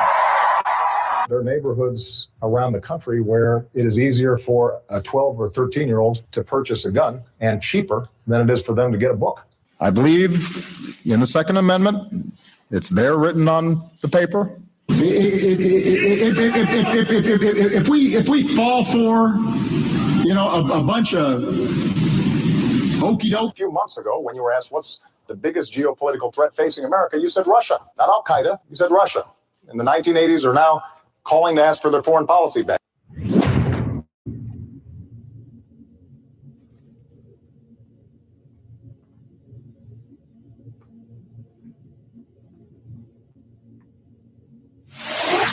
This is Lynn in sunny Las Vegas. This is Dan from the Moonbat capital of Jamaica Plain. This is Gigi in Leominster, Massachusetts, and this is the Howie Carr Show. 844-500-4242. Whether you're working from home or working on your fitness, you want to hear your music, not your roommates or your family's music. And Raycon wireless earbuds, I'm holding them up right here. They are the way to go. Perfect gift for the significant other whose music or podcast you don't care for that much. Get 15% off your Raycon order right now at buyraycon.com/Howie. That's buy Raycon, B-U-Y, Raycon.com/Howie. Howie, just to be fair, I know the mail manager doesn't care for your music either. So that's why we're compatible. Yeah, that's why you both need Raycons. Right. Block out the noise. There it is. It's great. It'll lead to greater compatibility in these troubled times. Taylor, we'll save marriages around the world. Taylor, what's the poll question? What are the results thus far? Do you feel the coronavirus pandemic will negatively impact Trump's re-election chances? No, I'm hopeful it will not. No. 27% say yes. Okay. I say no. Stand by your man. Everything's going to be okay. To quote Deval Patrick, everything's going to be fine. Guys, I wanted to remind everyone that if you're looking for a mask in Massachusetts today, officially, you have to have one, according to Charlie Baker. And if you're going to have one, you might as well have one that's very comfortable. If you go to HowieCarrshow.com, you click on the Boomer Naturals banner. You can't miss the banner because my face is on there. I have one of the masks on, so you can check it out. They're super comfortable, super soft, super breathable. So when you click on the banner for Boomer Naturals, make sure you use the code HowieCarr20 at checkout, and you'll get 20% off. I've had a lot of people texting in that they bought the masks, and I haven't heard any complaints. Everyone is very happy. All right, Howie, I promised that I would play you some sound that's going to make you want to rip your hair out. This is from Anand from MSNBC. You're not going to believe what he's saying. He thinks we're too obsessed with freedom in America. And this is the left-wing media for you. Taylor, can I get the first Anand cut, please? There is a primordial American tradition going back to the founders of being freedom obsessed, even though we're a country founded on slavery and genocide, being freedom obsessed to the point that we are always so afraid of the government coming for us that we are blind to other types of threats, whether it's a virus, whether it's bank malfeasance, or climate change, what have you. And climate change. So- It didn't take them long. So what's a greater threat, a totalitarian police state or a bank? That's a good Is question. this guy insane? What is this guy's background? Wait, Howie, before we even get to I that. believe he's an expert. Thank you, Taylor. Of course he is is. an expert. Does he have a model? Yeah, it's 800% It's wrong. a 57 Chevy. Taylor, can you play the next cut, please? So, and then there's the more recent Trump era twist in this, which is the war on government becomes a self-fulfilling prophecy. You undermine government, you undermine it, you undermine it. You put someone who can barely read a sentence in government, in the figure of like Donald Joe Trump, Biden? and it becomes true that government sucks because you've made it suck by telling everybody it sucks. I just want to say, I think I just want to say that saying Trump can't read a sentence and when your network is pushing for Joe Biden is absolutely insane. I don't think that guy would do very well in a high school debate, would he? He's not making any sense. He's not making any sense. He went on and rambled, and it didn't make any sense whatsoever. But again, he's an expert. We should be listening to him. We're the selfish ones because we're asking questions. What's his name again? Anand Giridharadas. Anon? Is that short for anonymous? And then someone tweeted at him, Howie, and said Orwellian doublespeak. The Twitchy team tweeted at him, and he said, "It's not doublespeak. It's called understanding a halfway complex thought, such as that a people obsessed with their self-image as uniquely free can be stunningly blind to things like slavery, genocide, segregation, and more. See, you credulous boomer rubes, you're freedom obsessed." I'm a bitter clinger and damn happy to be one. Howie, you can read the Alligator story because I'm being so generous. Thank you. I'm Howie Carr.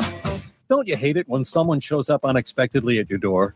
With the Guardline outdoor motion sensor, you'll always know when someone enters your property. Keep tabs on little ones playing in the yard or teens coming home at night. We're always watching, so you can have peace of mind.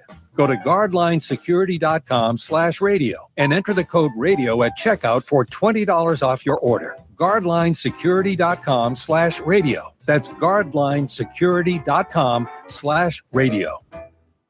Boomer Naturals is providing 20% off their face masks for Mother's Day. Boomer Naturals face masks are comfortable, made of 3 layers of cotton and polyester, and have special antibacterial fabrics certified to block 92.2% of particles. The best part is they last 30 days. Simply wash them when you go home at night, and they're good to use again the next day. Adult and child sizes are available. Go to HowieCarrShow.com and click on the Boomer Naturals banner. Use promo code HowieCarr20 at checkout to save 20%.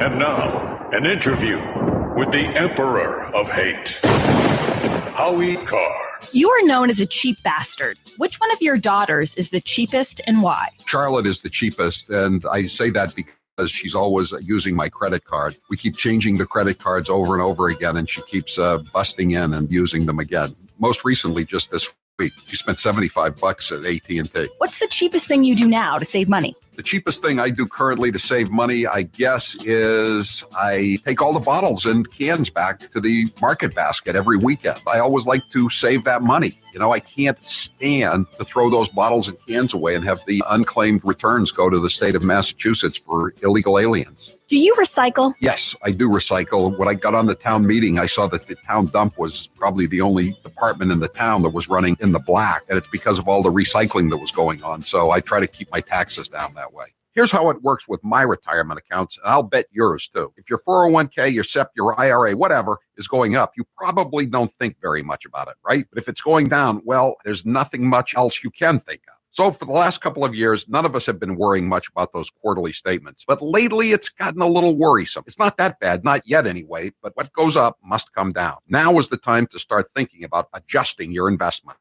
markets. Gold and silver have always been a hedge against stock market volatility. Uncertainty about the future has traditionally meant rising prices for precious metals. Orion Metal Exchange is the only precious metals company I trust. Give Orion a call to get a free, no-obligation investment guide about protecting your future with an enduring investment in gold and silver. You've got nothing to lose and everything to gain, including peace of mind, by calling Orion Metal Exchange now. Call them today at 800-912-2300. And with Orion, you'll get more metal for your money. Call 800-912-2300. That's 800-912-2300. There are plenty of differences between Trump and the Democrats running for 2020, but the main one is Trump's pretty funny. Take a listen. What advice would you give to the 25-year-old Donald Trump knowing what you know today? Don't run for president. I'm not a drinker. I can honestly say I never had a beer in my life, okay? It's one of my only good traits. I don't drink. Whenever they're looking for something good, I say, never had a glass of alcohol. I've never had alcohol. Can you imagine if I had? What a mess I'd be. I'd be the world's worst. Other countries, big countries, India and others, we had to pay because they considered them a growing country. They were a growing country. I said, what are we? Are we allowed to grow too? Okay. No, are we allowed to grow? I try like hell to hide that bald spot, folks. I work harder. Doesn't look bad. Hey, we're hanging in. I should have saved the Pocahontas thing for another year because I've destroyed her political career and now I won't get a chance to run against her and I would have loved it. I don't want to knock out all of the good stuff and end up with somebody that's actually got talent. That would be terrible. You might hear a lot about Bernie. It's just McEnany doing the press briefing. Yeah, that's what I suspected. The best of the B team. I've listened to some of my colleagues. So is there anything particular Holman's wants to talk about? How much they like your movie? Illegals getting out of incarceration or being detained because of the coronavirus. Okay. Your movies, but I want to give you a chance because I haven't heard the other side other than tell you that they like they like your movies. I think the NRA is the worst organization in this country for doing exactly that. They care more about the profits than the American people. I learned a long time ago about polling. It's not where you start, it's where you finish.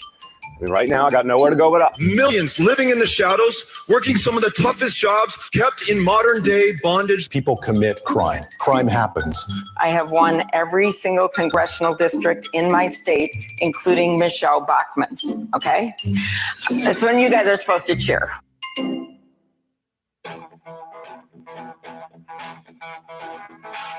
We're still waiting on him. Live from the Matthews Brothers Studios. 844-500-4242. The alligator story, I think it's called Kiowa Island. It's a very ritzy place. They got a one of these grants of a few $1 million, and I don't know if they're giving it back or not. There's been a lot of controversy about it, but it's a big millionaire area. And so one of the people who lived in one of the mansions, a woman brought in her manicurist to give her a manicure. And so she did it, and she saw this woman saw an alligator outside. It's a big alligator. And she wanted to take a picture of it and get closer to it. And the people inside that own the mansion said, you better stay away from that alligator. We saw it eating a deer the other day. I mean, that seems pretty serious. If you got an alligator big enough and fast enough to catch a deer, I don't think you want to get near it. But the woman went outside, and she was, I think she was going to feed the alligator something, and so the alligator grabbed her or hit her, and she got away one time, and then she said, "I don't think I'm going to do this again." And at that point, the alligator grabbed her. Could I have a chomp, please? Sound effect, chomp. And again, those were her last words. "I don't think I'm going to do this again." And there it is. And that was the end of her. And Bruce from the Mets, one of our texters, said he and his friends were planning to go down there, and they'd rented one of the mansions, and they were going to play golf there for a few days. But of course, that went away like everything else. So, Howie, if there's an alligator, no one has to tell me that I just ate a deer. They say there's an alligator out there, and I get the point. Yeah. I don't need, a justification. Oh, there's an alligator, but also this is a big one. He ate a deer. I know. You're clear of the gators. And if you do encounter a gator, what do I always say? What do you Run say? in a zigzag because they don't have good peripheral vision. So you got to run in a zigzag and it throws them all off. It makes them nauseous. Different than if you run into a shark, punch it in the nose and flip it over onto its back.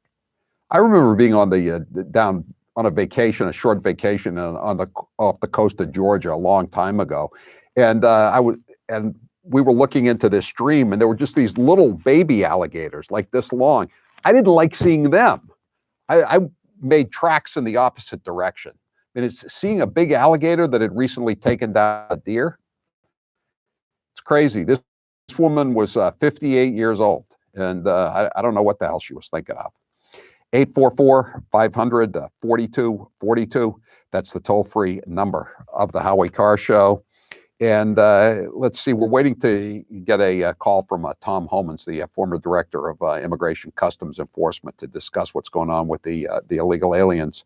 But let's play the cut from a little bit of Judge Moy in Texas. This is the guy who sentenced the woman, the hair salon owner, to 7 days in prison. Now the Attorney General of Texas, Paxton, and now Governor Greg Abbott of Texas have demanded that he cut her loose. This is total judicial overreach, especially when you consider that all the salons, all the barbershops have been allowed to reopen. No one was, and the other thing is, nobody was forcing anybody to go to this woman's salon. And it's not like this is mandatory. The Washington Post did a poll, and they said a majority of Americans remain wary of going out to restaurants if they reopen. Well, if they're wary, don't go. No one's going to be going. They're not going to be going around knocking on your door. Get outside and go to the restaurant. I don't care if you don't like pizza or Italian food. I don't know. 844-500-4242. With us now is Tom Homan. He's the former head of Immigration Customs Enforcement, ICE. Tom, thanks for being with us here on the Howie Carr Show. And thanks for having me. I appreciate it. What the hell is going on with all these illegal aliens being released from both federal custody and state custody? I don't understand this. If you're an illegal alien, you've probably got multiple aliases. You've got connections down to south of the border or wherever hellhole you originally came from. Why are they releasing these people? How many of them are ever going to come back? Well, very few will show up in immigration court. And they'll be in the wind. And look, the left is using this pandemic as an excuse to push their agenda ahead, hoping we're not paying attention. And of course, they judge shop, just like the president claimed in the past. These judges are political, and they know exactly where to go and file the lawsuits. But here's the issue. Let's just take California, for example. We've had 2 judges in California order release of hundreds of illegal aliens, many with criminal histories. Many with criminal histories because 9 out of 10 of people ICE arrest has a criminal history when they arrest them. But 2 facilities, they ordered hundreds of release, and there are 0 cases of COVID in either one of those facilities. So what he's doing is taking somebody from a facility with no COVID, ordering them released into the state of California, where there's over 49,000 cases of COVID. So it clearly isn't about health and safety of illegal aliens. This is about pushing the progressive agenda during this crisis. And luckily, the Trump administration is onto it, and DOJ is filing appeals across the country. But it's ICE at one point is at 54,000 people in detention. As of yesterday, at 29,000. Really? So wait a second. So they've let go. You think they've let go 25,000 illegal aliens? No. They let go ICE themselves, and that's No, I mean, just but the judges. Population. No. They've already released some hundreds, but what I'm saying is the judges are saying, like the ones in California, you need to guarantee 6-foot distance between each detainee and from the detainee from the guard. So ICE's detention population went from 54,000 to 29,000. There's plenty of room in these facilities. Oh, I see. I see. Okay. But they're not built and operated. How do you keep a detainee from a guard for 6 feet? I mean, their job is to be with that detainee and keep them, compliant. But what's happening is the judges, they don't come right out and say release. They'll say, you must make this facility compliant within 6 feet. So if you do the math, like the one facility in California, 1,900 beds, to comply with the judge's order, they got to have less than 500 people in there. That means 75% of that population must leave. It's just ridiculous. And there are several cases. I'll just name a few. Chicago, illegal alien convicted of homicide was ordered released. New York, an illegal alien convicted of sexual misconduct with a child was released. Massachusetts, a Jamaican national with a rape conviction was released. I know that one. These are part of, and these people were they're ordered released because the judge thought they were at significant risk of getting COVID, which doesn't make sense because in an ICE facility, you're still a medical professional 24/7. If you become symptomatic, you're given a test, then you're put in isolation, and you have medical 24/7. That's better than U.S. citizens have in this country. You don't go to the hospital if you're very sick. You stay at home and deal with the symptoms and the virus. In our facilities, you have a doctor and a nurse and pharmacist and everybody else surrounding you while you're symptomatic. So the care for these people in these facilities is much better than your average American could get. Well, in Boston, the U.S. attorney has posted a chart. It's updated every day of all the people in the Eastern District of Massachusetts who are trying to get out. And a lot of them, of course, are illegal aliens, and the other ones are American citizens. And I've looked at the list. There's more than 200 names on it. I haven't done a statistical analysis. But Tom, it looks to me like you have a better chance of getting out of federal detention, at least in Massachusetts, if you are an illegal alien than you do if you're an American citizen.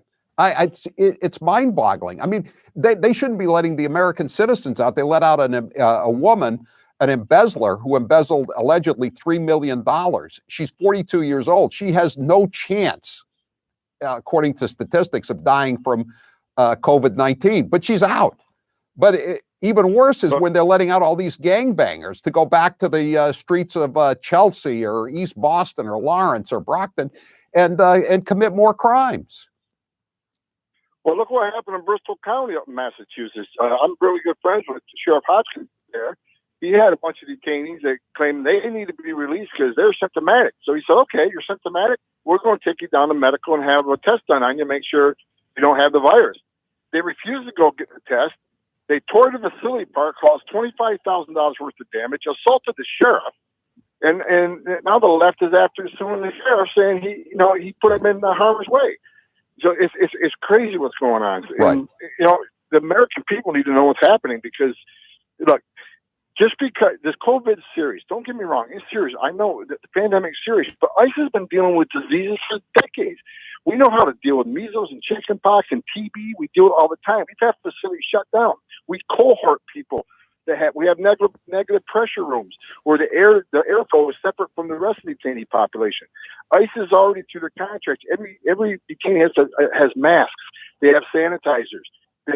Anybody that comes into the facility that's new, they're automatically held by themselves in isolation until they pass a 14-day incubation period. Again, if you have any symptoms, you're tested. Then you can put in the medical isolation, and you have doctors and nurses surrounding you. ICE has already released almost 800 people following the CDC guidelines. As long as you're not a public safety threat, ICE has released. Well, however, the judges go beyond that. The judge in California says, no, I'm not. It's not 65. It's 55 in my court. So he's making up his own rules. He's pulling numbers out of nowhere because it's all about getting to the end of the progressive agenda, which is zero detention, open borders, and abolish ICE. And they're working pretty hard at it. Well, Tom, here's another scam that I've been reading about, which is that, a lot of these countries that these illegal aliens come from, and then they commit all these crimes in the United States, their countries of origin don't want them back, which I can't blame them, but it's their responsibility. It's not the American citizens' responsibility to absorb all these criminals from the third world. So now these countries are saying, we don't want the detainees back because they might be COVID-19 positive. I mean, that's another scam, isn't it? Yeah, it is. And it's going to work two ways. Let me tell you what I think. Right now, San Diego, California, the officials in San Diego are concerned. They're contacting the White House about we're afraid there's going to be COVID cases coming from Mexico up to San Diego. We've seen an increase in our border communities. Well, no kidding. I mean, and the danger is you look at places like, El Paso, Texas, population 600,000. Just south of them is Juarez, Mexico, which is 4 times bigger than El Paso. A lot of people who live in El Paso actually work in the United States because they're resident aliens. Now, if you're sick in Juarez and you got this disease, you think you're going to die, you're going to go to American hospital or Mexican hospital. So that's another issue. And thank God we got President Trump in office, who has illegal immigration down by 85%. And since he's had this Remain in Mexico program and he's had shut down, now Border Patrol's back on the line, 100% of them on the line instead of dealing with family units. They're being more vigilant. They can catch these people as they come across and send them back. So that's the next thing I think is going to be a problem is the border communities. Tom Homans, former chief of ICE, you're doing a great job, and you got any plans to testify before? Oh, I guess. Oh, the House is still on vacation, so I guess you're not going to have any run-ins with any of those nutty freshman Democrats anytime soon. No, I won't ever be invited to testify except by a Republican congressman. That's usually what happens. The Democrats have some hearing, put a terrible name on it, like the terrible conditions of ICE detention. And the Republicans get to bring one witness, and they're quick to reach out to me because they know I'm going to go up there and speak the truth, and I'm not going to be intimidated by those who don't know anything about what we're doing. Okay, thank you so much for being with us, Tom Homans, from formerly from ICE. 844-500-4242. Talking about erectile dysfunction isn't easy. Usually we just brush it off or blame ourselves, saying things like, I lost my mojo. Or we avoid it altogether with excuses like, I had a long day at work, or sorry, honey, I'm just not feeling it. But with Roman, it is easy to talk about with a real doctor who can prescribe real medication. It's simple, safe, and totally discreet. If you're sidelined right now, this is a perfect time to deal with a malady that can be easily treated and easily cured. With Roman, you get a free online evaluation and ongoing care for erectile dysfunction, all from the comfort and privacy of your home. The doctor will work with you to find the best treatment plan. If medication is appropriate, Roman will ship it to you with free 2-day shipping. The whole process is straightforward, simple, and discreet. Getting started is simple. Just go to getroman.com/Howie and complete an online visit. Erectile dysfunction used to be tough to tackle, but now there's Roman. Complete an online visit today to connect with a doctor and take care of it. Just go to getroman.com/Howie to get a free online visit and free 2-day shipping. That's getroman.com/Howie for a free visit to get started. getroman.com/Howie. I'm Howie Carr. The Howie Carr Show. He's the gaffe that keeps on giving. Here's 1 minute of former Vice President Joe Biden. You teachers who touch them, figuratively speaking, well, I hope you touch them and tell them how much you love them too. But my point is, when you touch their hearts. I get in trouble some of the things I say, but I want to tell you, just be straight up. If I'm your president, with me, it starts here in my gut, goes to my heart, and then I articulate it. And by the way, I sit on the stand and it get hot. I got hairy legs that turn blonde in the sun. And the kids used to come up and reach in the pool and rub my leg down so it was straight, and then watch the hair come back up again. 1.2 billion. So you go ahead and you stack spaghetti sauce at a store in a supermarket. You control the guy or the woman who brings out the carts on a forklift. So I learned about roaches. I learned about kids jumping on my lap, and I've loved kids jumping on my lap.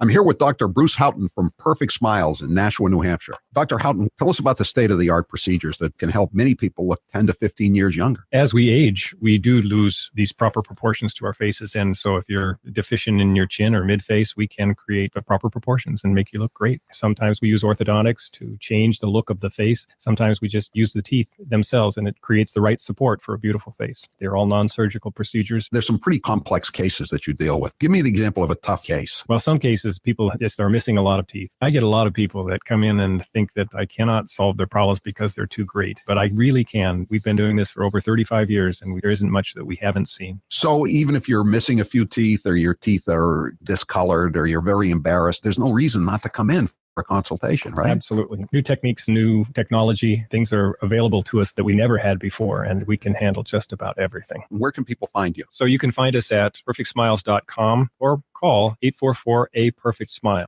Remember the boy who cried wolf? I call this one the press that cried Hitler. The president is not only racist, he's a bigot, but he is completely un-American. He is behaving like a fascist. This is the president once again just thumping his chest and acting like he is the dictator that I think he wants to be. President of the United States is a wannabe dictator with authoritarian tendencies. This is exactly what authoritarians do. This is what strongmen do. This is what happens in authoritarian regimes. We have a president with a strong authoritarian personality. Like a dictator from another nation. People that grew up in authoritarian regimes, seeing echoes of that in President Trump. He likes these figures like Vladimir Putin and Kim Jong-un. This is more the actions of a dictator. He totally wants to be a dictator. It's so obvious. Much like Hitler took over the Nazi Party, Trump has taken over the Republican Party. He went full Hitler. Trump is as destructive a person in this century as Hitler, Stalin, and Mao were in the last century. It's simply a Stalinist phrase, for God's sake. He sounded not like a president of the United States. He actually sounded like Saddam Hussein.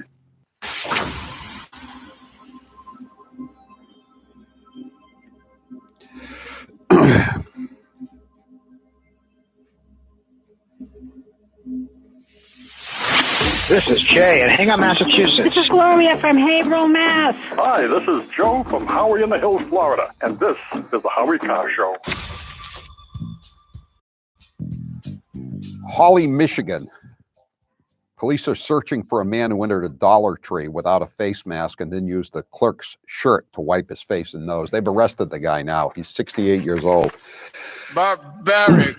The suspect entered the Dollar Tree on last Saturday. The clerk told the man that all customers must wear a mask to enter the store. There were also signs posted at the entrance. After being confronted, the suspect allegedly walked over to the clerk and wiped his nose and face on her shirt, saying, "Here, I will use this as a mask."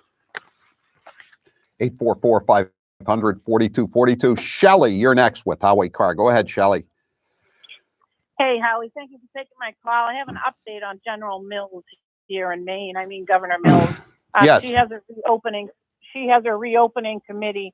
Well, I just got a text from I'm a select person in New York County. I just got a text from my state rep that the reopening committee will have its preliminary report July 15th. Final report in December. July. Wait a second. The preliminary report will be in July 15th.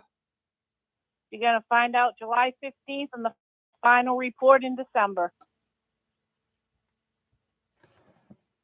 How are people taking this in Maine? Well, I don't know. This just came hot off the press, so I don't know a lot of people that know of this right now. But I'll tell you one thing. I have good friends that own the steakhouse in Wells right there on Route 1, and they've had it for 30 years. It's a 250-seat restaurant, and they're just starting to do takeout. But how do you survive? These small businesses are dying in Maine, and she doesn't care at all. No, I don't think she does. I don't think she does care at all. And yeah, I mean, they do takeout, but we've talked with restaurant owners, even if you're doing a land office business for takeout and curbside, it's not going to be more than 15-20% maximum of what you would do normally. And, say that 250-seat steakhouse, some of these initial reopening plans are saying only 25% capacity. So do you think they could make a go of it on, a 60-seat facility rather than 250 seats? Not at all. It's despicable. I think what she's doing is she's waiting for a bailout from the federal government. And, we need help. We need somebody to come in and help us and publicize this because, the preliminary report, July 15th, and then December, the final report, we won't be here. The small business won't be here. How many people dead in Maine? It's still under 100, right? Oh, yeah. We only have, what do we have now? I think 59, 59, and they're mostly in the two southernmost counties. Exactly. I'm a select person in York County. And, a small town of 1,500, we get to 3,000 in Newfield in the summertime. And, it's just, it's absolutely, everything's closed. How are we going to Are we gonna I don't not gonna get any state funding? Where I worked in York County, the Colony Hotel in Kennebunkport, right down the road from Ocean Avenue, from where the Bushes have their place. I mean, that's been owned by the Boughtons for a number of years. I mean, they own it outright. I don't think there's a mortgage on it, but how do they pay the property taxes? When are these resort hotels going to be allowed to reopen? The summer season should be starting in a couple of weeks. Thanks for the call, Shelley. I'm Howie Carr. Here's how it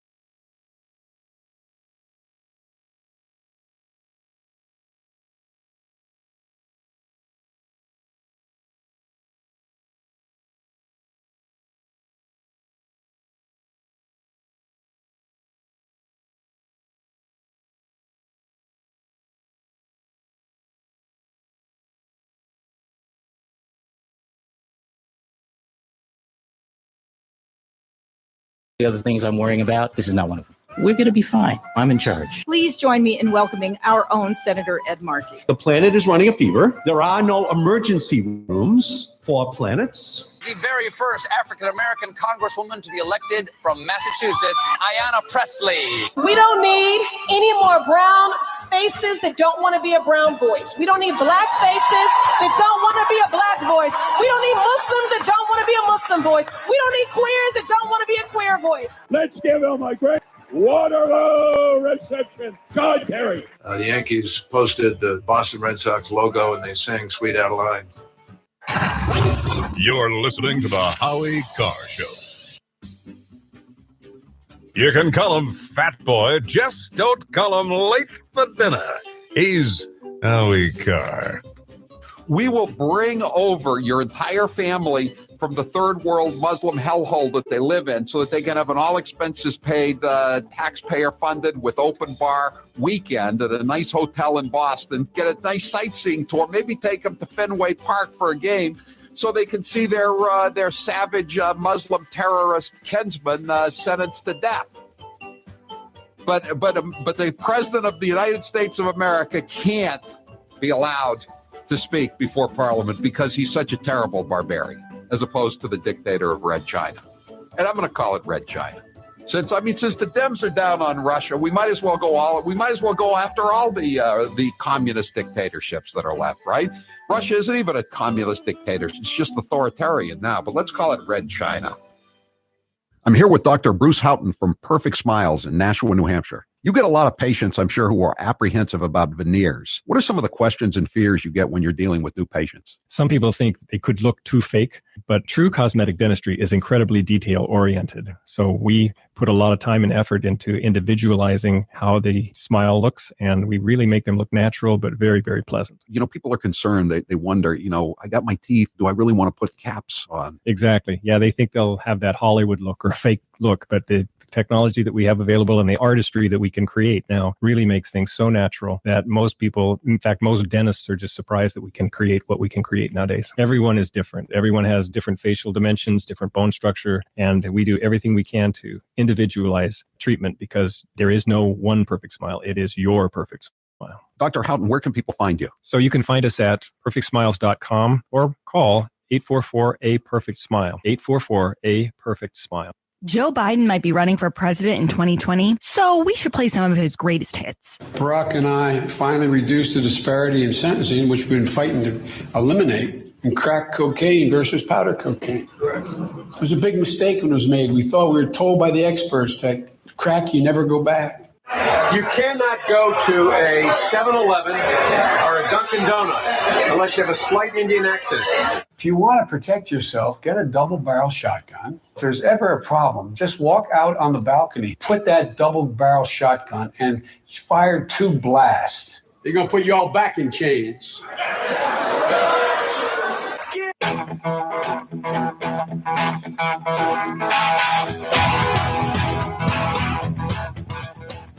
Better strap yourself in. It's time for the Howie Carr Show. Did you sexually assault Tara Reid? No, it is not true. I'm saying unequivocally, it never happened. Do you view this as a closed issue, or what is your response? Well, it is for me. I believe him when he says it didn't happen. Joe Biden is Joe. We're here to stand in support of Dr. Christine Blasey Ford and to applaud her courage as she prepares to tell her story. They're so afraid of the truth, and they're so afraid of women. Live from the Matthews Brothers Studios. Do you believe that's the reality we're facing, that lives will be lost to reopen the country? It's possible there will be some. The president, you heard there acknowledging the potential cost in lives as he tries to reopen the country. This is a pretty striking admission. To the people that have lost someone, there is nobody. I don't sleep at nights thinking about it. There's nobody that's taken it harder than me. Who's your captain? Howie Carr. A Dallas County judge ordered a North Texas salon owner to spend time in jail for defying an order and opening her business last week. This is not a new world, but like every one of the super states that preceded it, it has one iron rule. Logic is an enemy and truth is a menace. Unchained and unstoppable. If you would like to take this opportunity to acknowledge that your actions were selfish, this court will consider the payment of a fine in lieu of the incarceration. If you think the law is more important than kids getting fed, then please go ahead with your decision, but I am not going to shut the salon. You have nothing spindly limbs and a dream, and the state has no use for your kind. You are obsolete. Rump swabs, hacks, and moonbats beware. It's Howie Carr. These are scary times we live in. And I'm not talking about being scared of the virus. The state is the greater threat. What Shelley was saying in the last hour about this study committee, it's not quite as bad as she made it out. It's pretty bad, but Janet Mills, the governor of Maine, said today she's convening a committee that will meet over the rest of 2020 to oversee the state's recovery from the economic slowdown. Slowdown? She's crashed the economy. This is from the Bangor Daily News. The committee will not address public health issues, including the reopening timeframe of the state. They are going to have the initial report on the 15th and the final report in January, but this is not about reopening the state. But this is what she said at this press conference today. She hinted there may be some changes to business opening requirements later this week. Again, how did they get it off telling people whether they can open or not open when there are only a relative handful of deaths? And again, I'm sorry, I feel bad for the 59 people in Maine that are dead, but she's destroying the economy. She held firm, this is the worst part, she held firm for now on quarantines for visitors, a requirement that has attracted sharp criticism from tourism businesses. So would you like to plan a trip to Maine when you're going to be in quarantine? What exactly is a quarantine, by the way, in these situations? They're stopping out-of-state traffic on the Newport Bridge in Rhode Island, and only from 8 to 8. So if you come in at 9, you don't find out that you have to quarantine. But if you go over the bridge from 8 a.m. to 8 p.m., you get lectured that you have to, if you're not in here for work, you're just in here for pleasure and to visit, you got to quarantine. Achtung! All right, time for the chump line.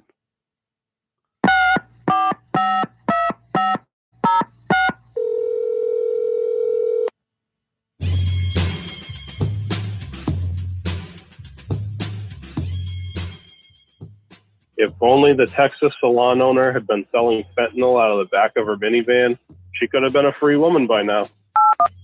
Yeah.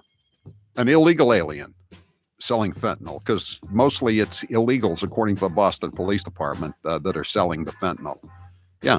An illegal alien selling fentanyl, yeah, she would have been cut free. 0.3% in Texas. Isn't that the same as Elizabeth Warren's Indian heritage? Yes, it is. It is indeed. That's the death rate in Texas. And I don't know if it's 0.003 or 0.003. It's 0.003.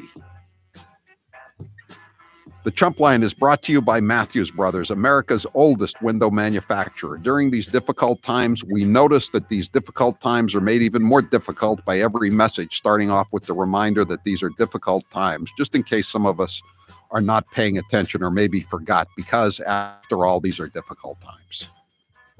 If masks work, then why aren't we getting people back to work? And if they don't work, why are you making me wear one?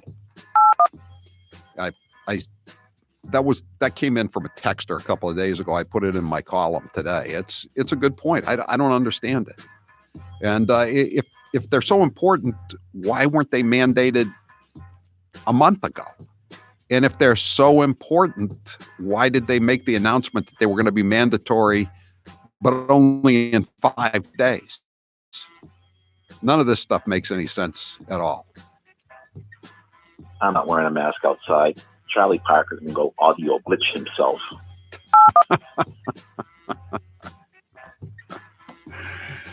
Yeah. Do you think Charlie Parker really believes he has like an 80% favorability rating? you think he seriously thinks that globe poll is for real? If he thinks the globe polls are for real, he should talk to President Hillary Clinton or Senator Marsha Coakley. Guess who the only person not wearing a mask was at the Massachusetts State Troopers recruitment ceremony today? Charlie Parker. Ding, ding, ding. Turtle Boy has that one. Yeah, Charlie Parker was at the Mass State Police. He said, you guys are doing a great job. I like the way you covered up my sons being stopped for allegedly groping the woman on the JetBlue flight.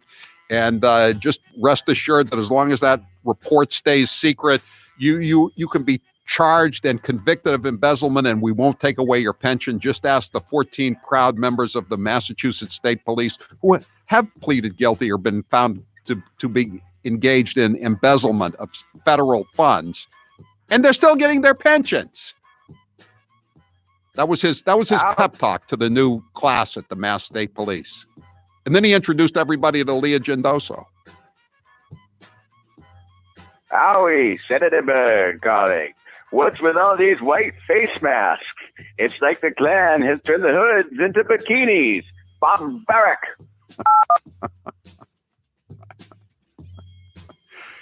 And again, Governor Northam from Virginia violated his own stay-at-home orders and flew out to California and went to a supermarket in his favorite Ku Klux Klan hood over the weekend.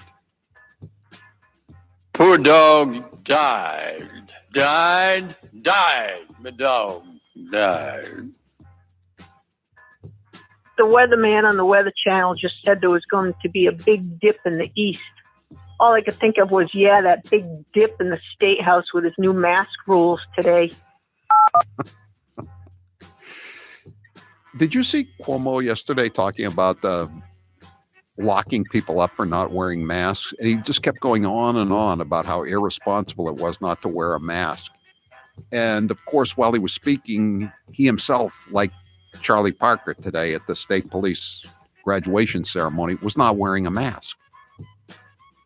And the guy who came up with the whole panic and the projections of 2.2 million dead, and there has to be a big lockdown. Everyone has to engage in self-quarantining at home, is inviting his trollop to come over and service him in total violation of the lockdown. This is in London. How come this isn't getting wall-to-wall coverage on cable news? Neil Ferguson is his name. Google him. Neil Ferguson. Professor Lockdown and his girlfriend, a fat German. Hoyok, chocolate, Sunday, Monday, Tuesday, collapsed. He forgot deputy and restaurant. What's the big deal? I speak the Queen's English.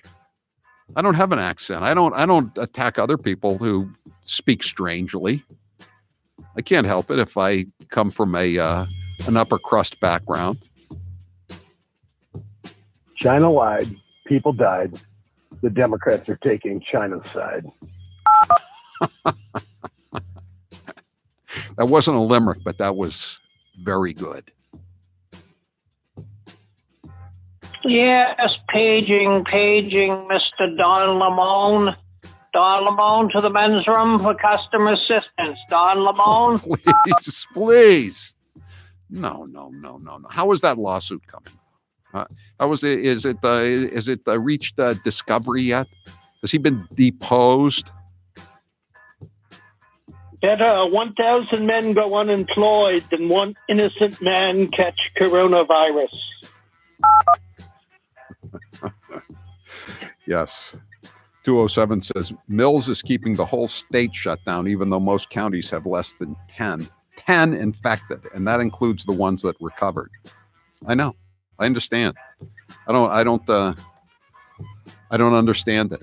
Well, I understand it, but I don't see how she can think that this is going to benefit her in the long term. Lovey, did you hear that Wendy's is running out of beef? I remember when we had to go to that hoi polloi establishment with that phony from North Carolina. They had the gall to ask me if I wanted fries with that, an interrogatory that would never be proffered to the Chanticleer. That was after the 2004 convention. They went on the traditional bus tour to take the pulse of the electorate, and they went to Wendy's, and they pretended to pick at their Wendy's food. The nominee, live shot Kerry, his wife Mama T, and Kerry and Edwards, and his bride that he was cheating on, and then they, after the cameras left, they went around the corner to a French restaurant and they had their real dinner. Yeah, Howie. Grace didn't mention the name of the alligator, but I bet you it was COVID.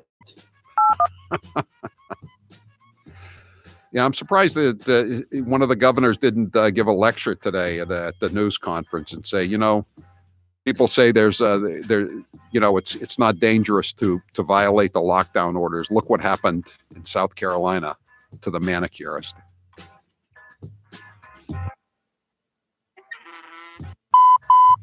That was your last chump line message. Thank you for calling Howie Carr, you chump.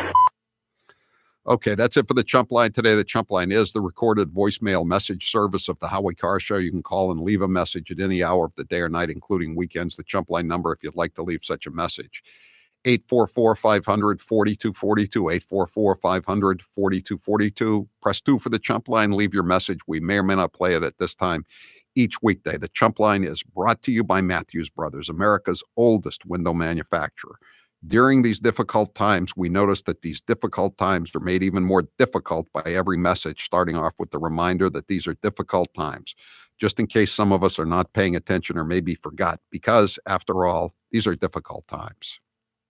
Howie, Senator colleague, what's with all these white face masks? It's like the Klan has turned the hoods into bikinis. Barbaric. 339 says, my family goes to Kennebunkport almost every summer since 2012 for our once-a-year family vacation. Now, because of this lunatic governor, we don't get a vacation, ? Now we don't even get the luxury of spending our hard-earned money in Maine this summer. Also, we don't fly, so we don't even get credit for saving the planet.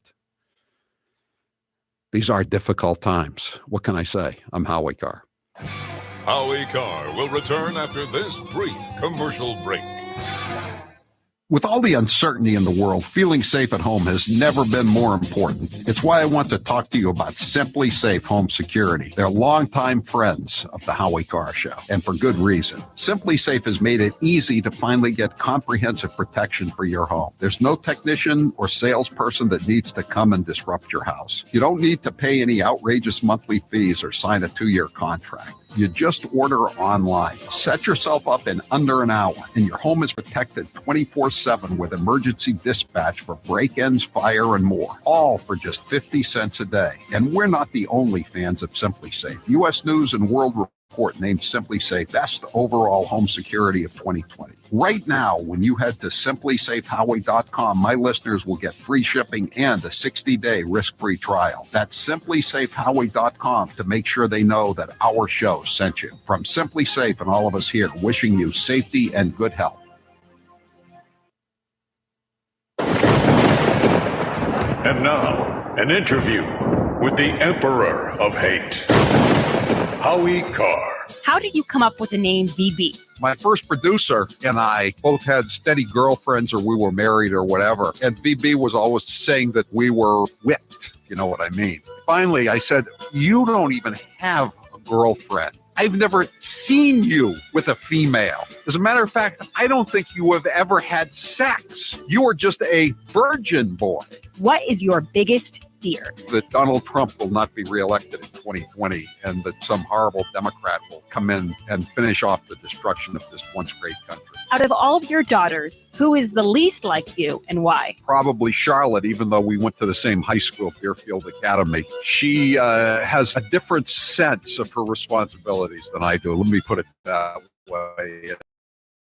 For money. She's not, in other words. Here's how it works with my retirement accounts, and I'll bet yours too. If your 401k, your SEP, your IRA, whatever, is going up, you probably don't think very much about it, right? But if it's going down, well, there's nothing much else you can think of. So for the last couple of years, none of us have been worrying much about those quarterly statements. But lately, it's gotten a little worrisome. It's not that bad, not yet anyway, but what goes up must come down. Now is the time to start thinking about adjusting your investments. Gold and silver have always been a hedge against stock market volatility. Uncertainty about the future has traditionally met rising prices for precious metals. Orion Metal Exchange is the only precious metals company I trust. Give Orion a call to get a free, no-obligation investment guide about protecting your future with an enduring investment in gold and silver. You've got nothing to lose and everything to gain, including peace of mind, by calling Orion Metal Exchange now. Call them today at 800-912-2300. And with Orion, you'll get more metal for your money. Call 800-912-2300. That's 800-912-2300.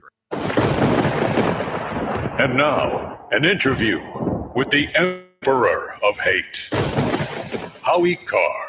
Is Kennedy Babylon 2 your last book? No, if I think of another topic for a book I want to write, I'll go for it. But I think it's the last of my Kennedy Babylon series. I made Kennedy Babylon 2 kind of long because I wanted to get everything in there. Now there's other stuff I could write about, but I'm Kennedy now. Since having the sleeve operation, do you miss not eating big meals? No, I don't. I can still eat what I used to eat. I just can't eat as much. I'm now very surprised how much I used to eat. I'm surprised at how much people I eat with consume. It's just hard to believe that I used to eat that much, but no, it's not a problem. How is Mr. Gooner since Pearl's passing? Mr. Gooner is drowning his sorrows in food. What is the most trouble you ever got into as a kid? My father was giving me grief one time up at Moosehead Lake in Maine, and I threw a rock at him. He didn't much like that.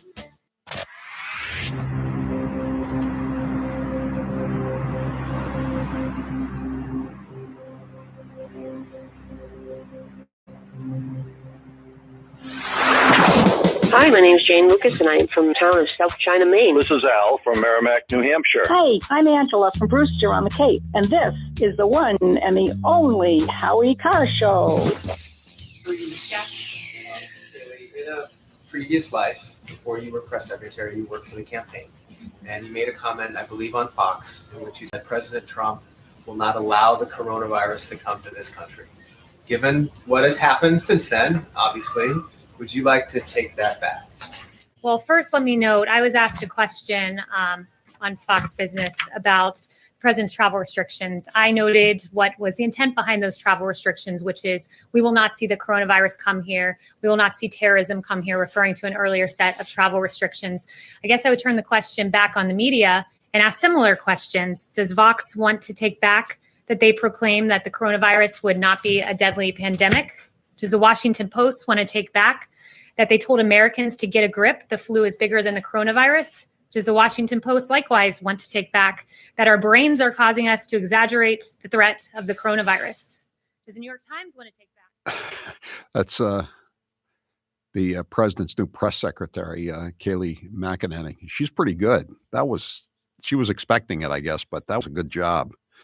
Whether you're working from home or working on your fitness, you want to hear your music, not your roommates or your family's music or podcasts or whatever. And Raycon wireless earbuds, I'm holding them up right now, are the way to go. Get 15% off your Raycon order at buyraycon.com/Howie. That's buyraycon.com/Howie. Taylor, what's the poll question? What are the results thus far? Do you feel the coronavirus pandemic will negatively impact Trump's reelection chances? I mean, obviously that reporter hopes it will, and obviously Janet Mills and Charlie Parker and all the rest of the governors keeping their state shut down are hoping for the worst or the best. But no, I don't think it will. 72% agree with you. All right. Here's a headline in the Portland Press Herald. Maine's 2-week quarantine, a deal breaker for some seasonal residents. You think? Really?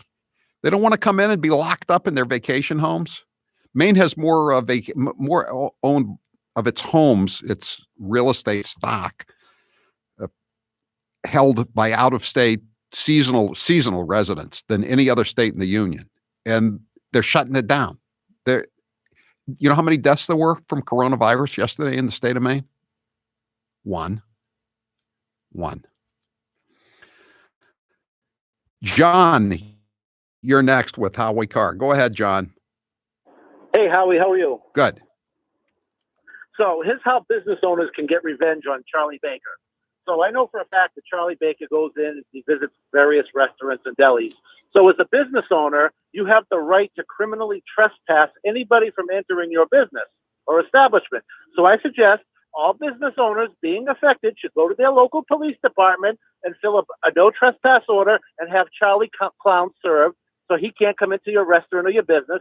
That way he won't be able to go anywhere. And if he does come in, he could be placed under arrest. Do you think Charlie Baker wants to go to most restaurants that you or I would patronize, John?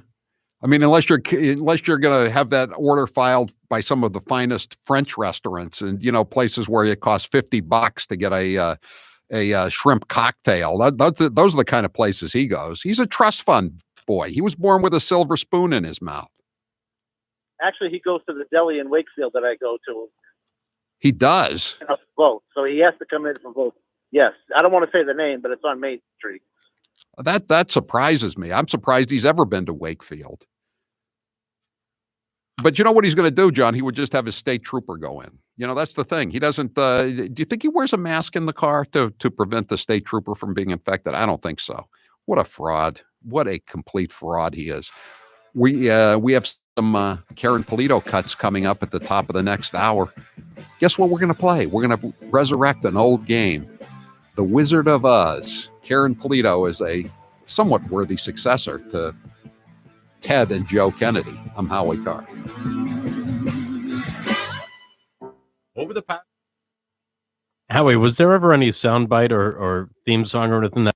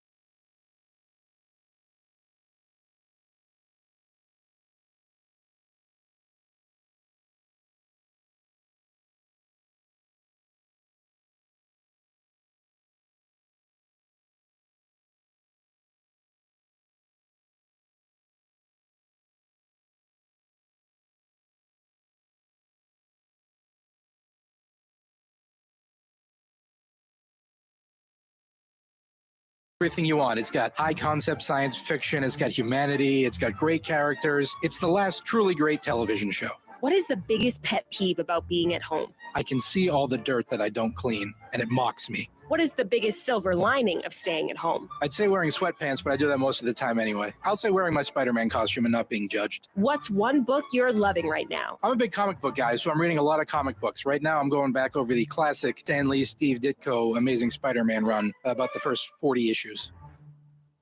Here's how it works with my retirement accounts, and I'll bet yours too. If your 401k, your SEP, your IRA, whatever is going up, you probably don't think very much about it, right? But if it's going down, well, there's nothing much else you can think of. So for the last couple of years, none of us have been worrying much about those quarterly statements. But lately, it's gotten a little worrisome. It's not that bad, not yet anyway, but what goes up must come down. Now is the time to start thinking about adjusting your investments. Gold and silver have always been a hedge against stock market volatility. Uncertainty about the future has traditionally met rising prices for precious metals. Orion Metal Exchange is the only precious metals company I trust. Give Orion a call to get a free, no-obligation investment guide about protecting your future with an enduring investment in gold and silver. You've got nothing to lose and everything to gain, including peace of mind, by calling Orion Metal Exchange now. Call them today at 800-912-2300. And with Orion, you'll get more metal for your money. Call 800-912-2300. That's 800-912-2300.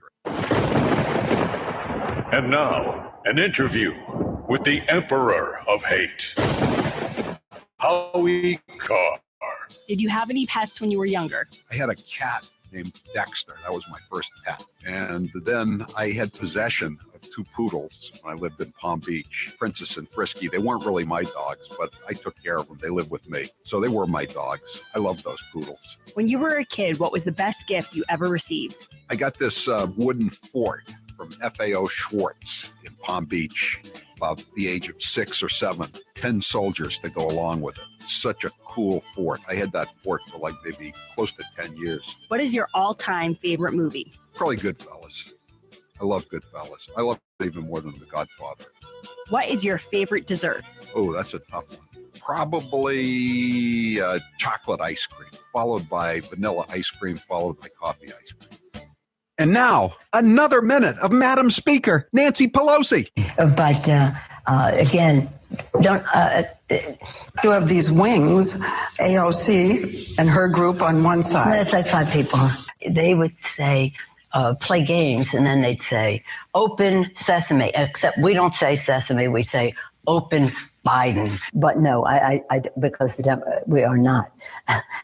We have the number is growing. We have 91 women. There are 115 women in Congress, 116. 15 are Republican, 91 are Democrats. I happen to be a manifestation of the women power that is coming forth now, but only one manifestation. It was like getting kicked in the back by a mule constantly. It was physical.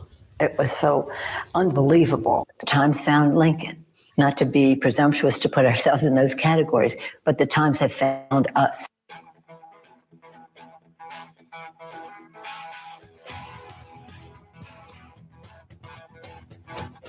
Live from the Matthews Brothers Studios. 844-500-4242. That's the toll-free number of the Howie Carr Show. One of the things that nobody's talking about much in this situation that we're in is the fact that obesity is a contributing factor to the death toll, and not just age, and there are other factors, comorbidities, I guess, but obesity is, I guess, probably the leading factor. And there's a story out of London yesterday. Obese Britons may be forced to work from home even as others return after the coronavirus lockdown, according to reports. This according to The Sun, the big tabloid in London. Leaked government documents show that the obese are being treated as vulnerable people, along with those over 70 and pregnant women who will be told to stay home even when the general lockdown is lifted. Companies may even have to find new roles for workers who need to stay home. The Daily Mail says, according to data released by the NHS, the National Health Service in Britain, being overweight raises the chances of dying in hospital from the illness by 40%. So joining us now on the line is Dr. Sheila Partridge, and she's a surgeon at Newton Wellesley Hospital. She did the bariatric surgery on me 6 years ago that enabled me to take off 100 pounds. It definitely extended my life expectancy, and it's the best thing I ever did for myself. But she's an expert on bariatric surgery and the problems that having the excess weight creates. And we're not doing any fat shaming here. I just want to, bring this up as an issue because again, it's a lot of people don't want to talk about it. But Dr. Partridge, thanks for being with us here on the Howie Carr Show. Yeah, hi. Thanks so much for having me. And thanks for doing. Like I said, I feel so much better. I think my lifespan has increased dramatically by the fact that I took off that weight. But tell us, have you been reading the literature on the correlation between COVID-19 and obesity and the death rate? Yes, absolutely. And I think there are a lot of preliminary studies. They're not peer reviewed. And time will tell, but I think no one really knows why obesity makes COVID-19 worse. But there are many hypotheses and anecdotal stories as to how it is compromising. Even to the point that obesity seems to be a severe underlying health condition, irrespective of diseases like diabetes and severe asthma, as you were saying. Right. Well, I know when I had the surgery, I looked at the literature and it said, if you take off all the weight, the diabetes is going to go away. And I wondered, how can they say that? But later I found out that's true. So if you lose the weight, the diabetes will go away, the sleep apnea will go away, and you're just generally more healthy. Yeah, I think the compromised breathing that is part of obesity. The apple shape, we euphemistically call it, causes compression of the lungs and it makes it harder to breathe. The obesity itself is a chronic inflammatory state, and that makes any medical problem that much more difficult. So with COVID-19 illness and all these chemical markers that are elevated in severe and poor outcomes like extreme illness and death, are also somewhat elevated chronically in patients with obesity. And I think that's perhaps why we are seeing it. Although there's such a high prevalence of obesity in our country, 42% of American adults are obese, and that's nearly 80 million people. So the prevalence rate is so high compared to other countries like Italy and China. It's hard to tell. Right. And I guess the UK, though, is comparable to us, if not even a worse problem. But as this columnist for the Daily Mail in London says, it's hard enough asking the over 70s to shield themselves. Can you imagine the hysteria if we asked the obese to do the same, or suggested that people should isolate according to their weight rather than their age? So that's a huge public health issue. What would you tell people who have a weight problem? I mean, and who are I mean, it's again, the media has reported this issue rather hysterically, but a lot of people are frightened. What would you tell people that have a weight problem? Well, I think, you're right in that it could cause a lot of anxiety. I think they're not more likely to catch, a virus than anyone else. Washing your hands, social distancing, just as we've all tried to follow, regardless of weight. But I think if one were to contract COVID-19 and have severe illness, they're more likely to be hospitalized. So I think, generally speaking, preventing any disease like obesity in the future maybe this is similar to 2013 when the AMA said obesity is a disease. Maybe this will be a watershed moment for obesity and care for patients who suffer with excess weight, so that it will get the necessary attention, funding, research for prevention, treatment. I don't have a good, I'm not an expert in public health, but I think isolating based on weight, it doesn't sound like something we're going to start to do in this country. But I can see why that's a question out there. Yeah, I think it's also going to be a legal issue as well.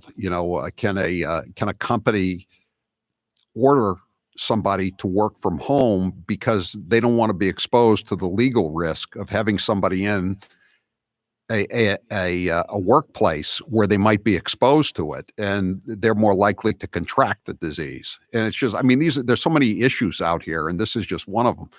So, I mean, what is it? Bariatric surgery? I was 100 pounds overweight. I mean, who should think about bariatric surgery?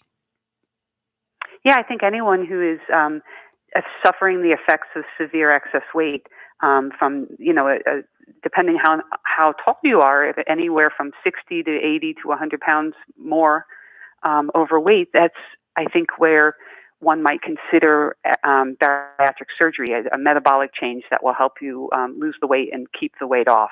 It's not certainly quick fix, as you know, but it's something that really can level the playing field and make one able to sustain a healthier, longer, happier life.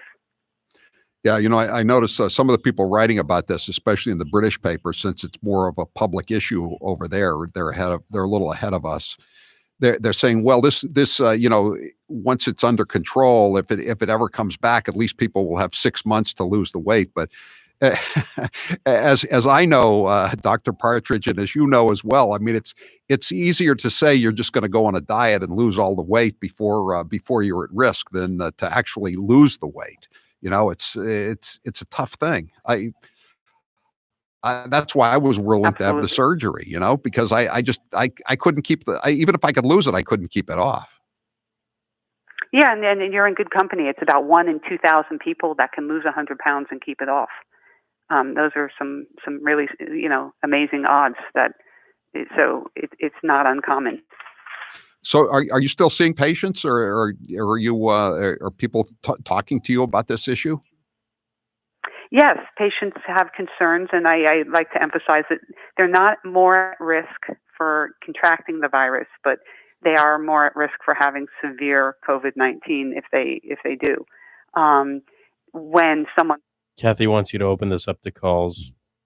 Take a break. Do your live. Suffering, and so kudos to them. I congratulate them. Yes, we're fully open in terms of virtual visits and seeing new patients and planning. Right now, we're in a phased recovery planning, which I think many hospitals throughout the Commonwealth are doing. And we just want to make sure it's as safe as possible.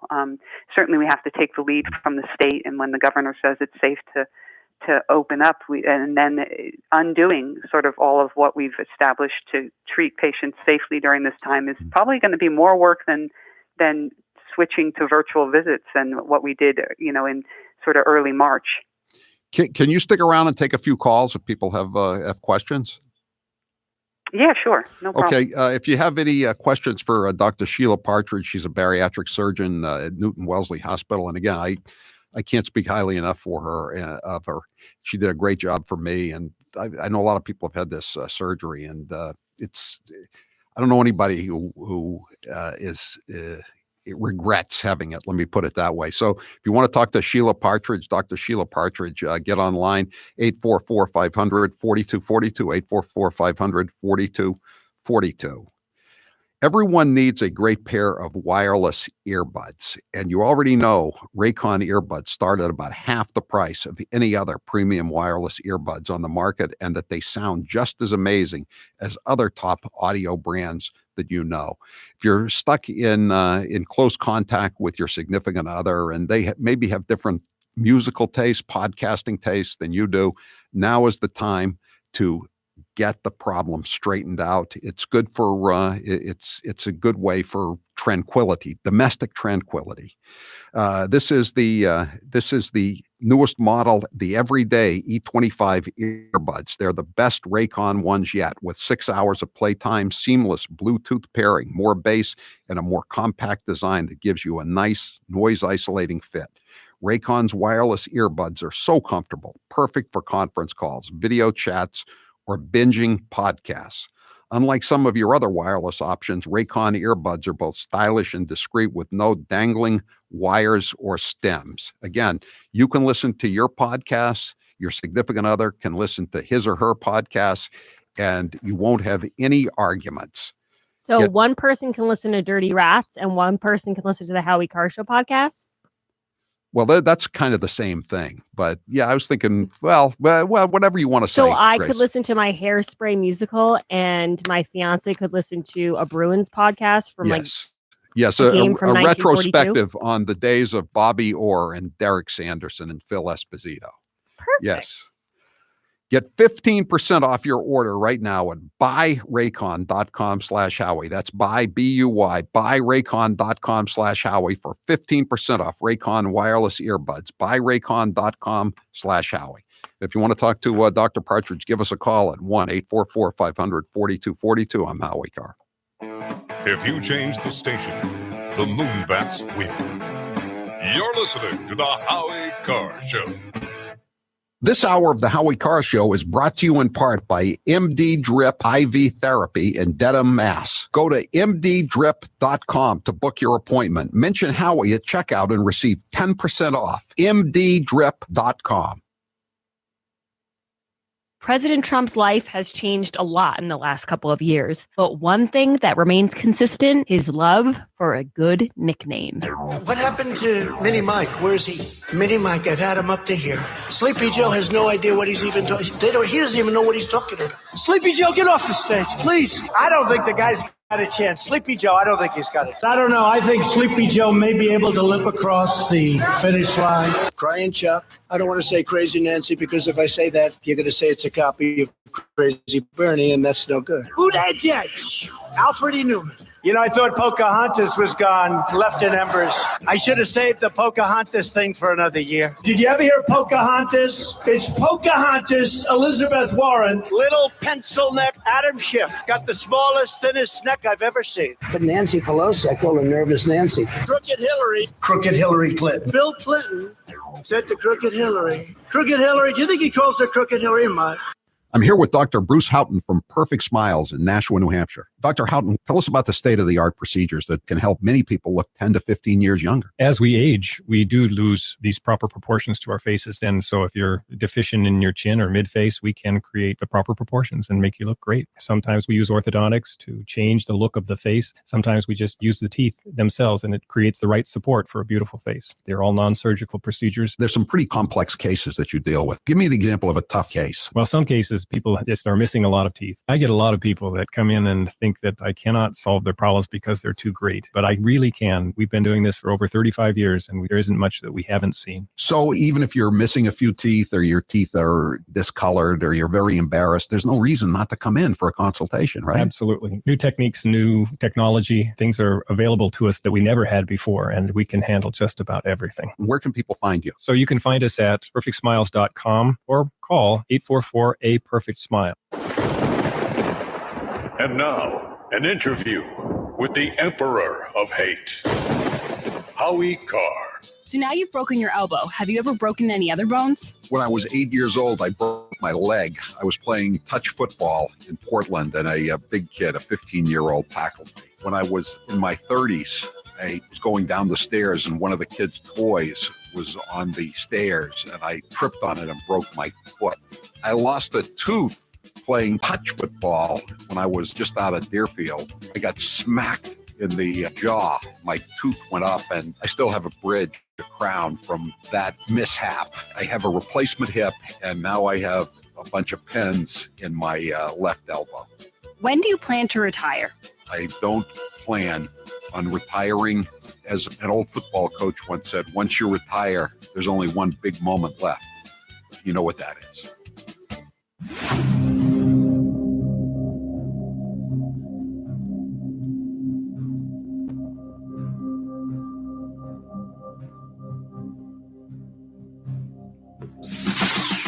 This is Alex from East Bridgewater, Mass. This is Ann in Saco, Maine. This is John Zuko from Hampton, Mass. And this is The Howie Carr Show.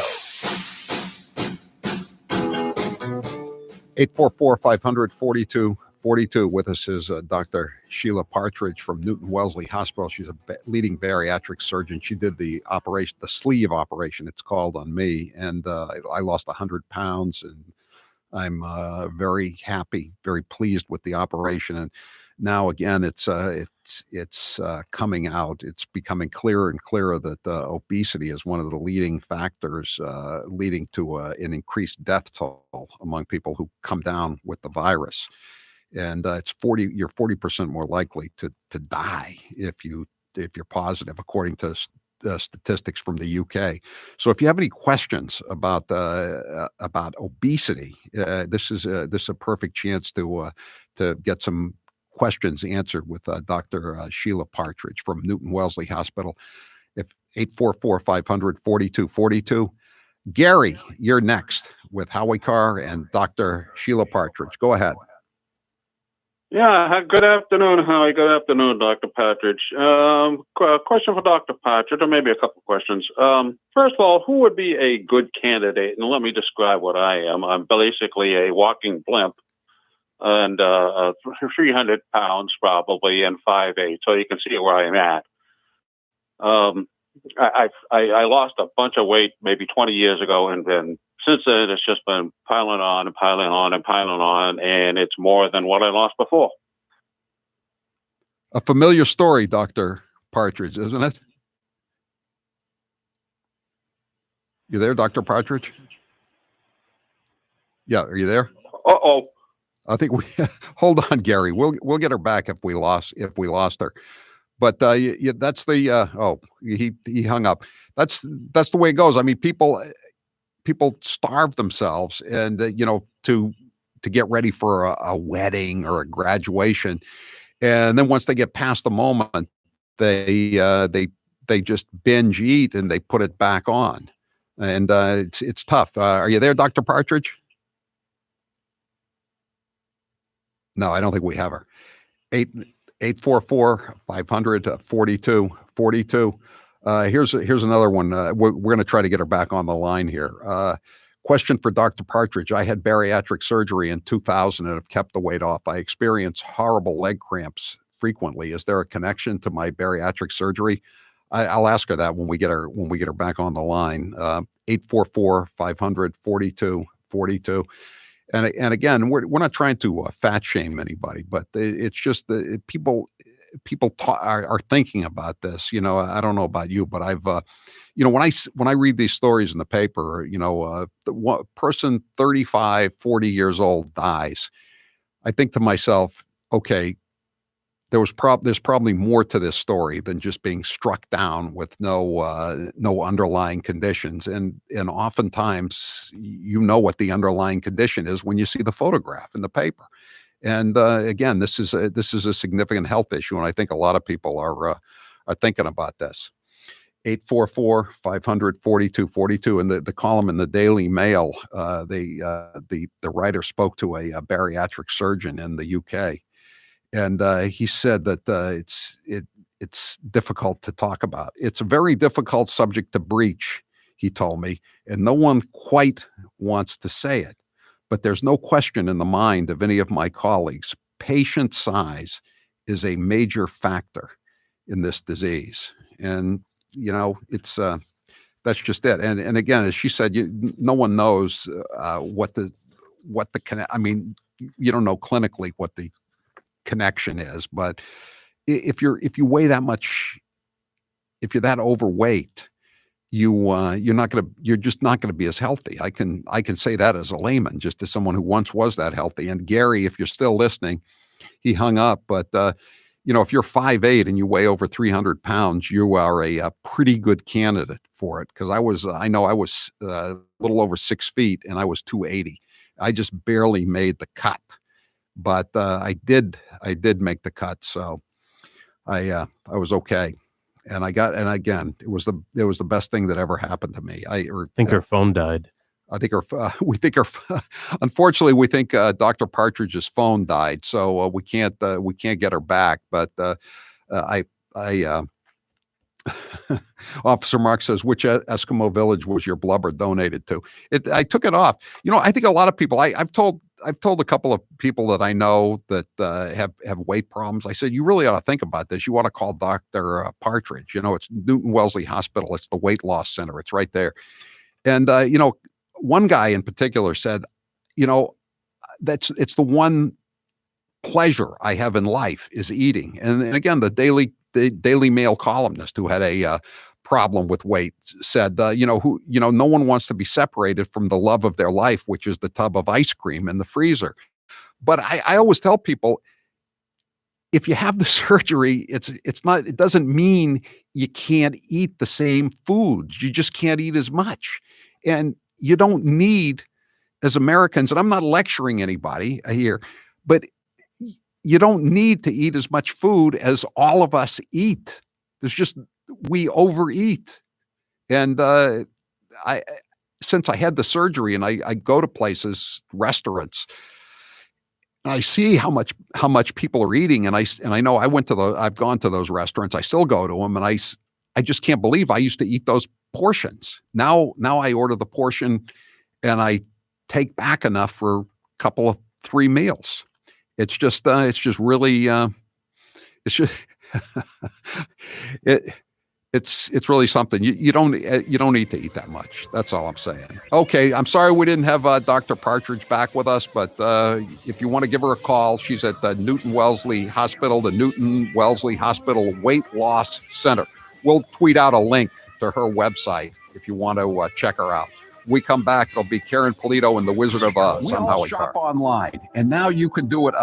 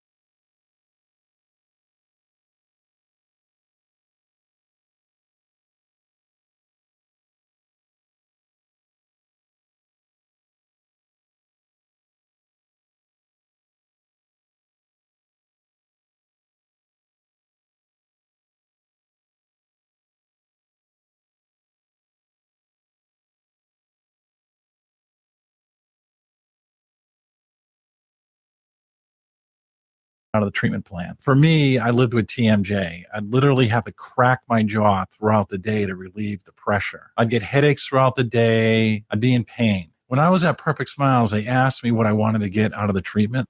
As a joke, I just said, geez, I'd love you to be able to fix my TMJ. And I was surprised because Dr. Houghton specializes in working with patients like me that have TMJ. What were the results of visiting Dr. Houghton at Perfect Smiles? Not only did I walk out of that office with a perfect smile, but he fixed my TMJ. It was a life-changing event. People tell me now that my smile's amazing. People would say, geez, John, your teeth look so great. I never realized my teeth looked so bad before. Now I take a look at the before and after pictures and I'm amazed. Go to Perfect Smiles in Nashua, New Hampshire, or visit their website, perfectsmiles.com.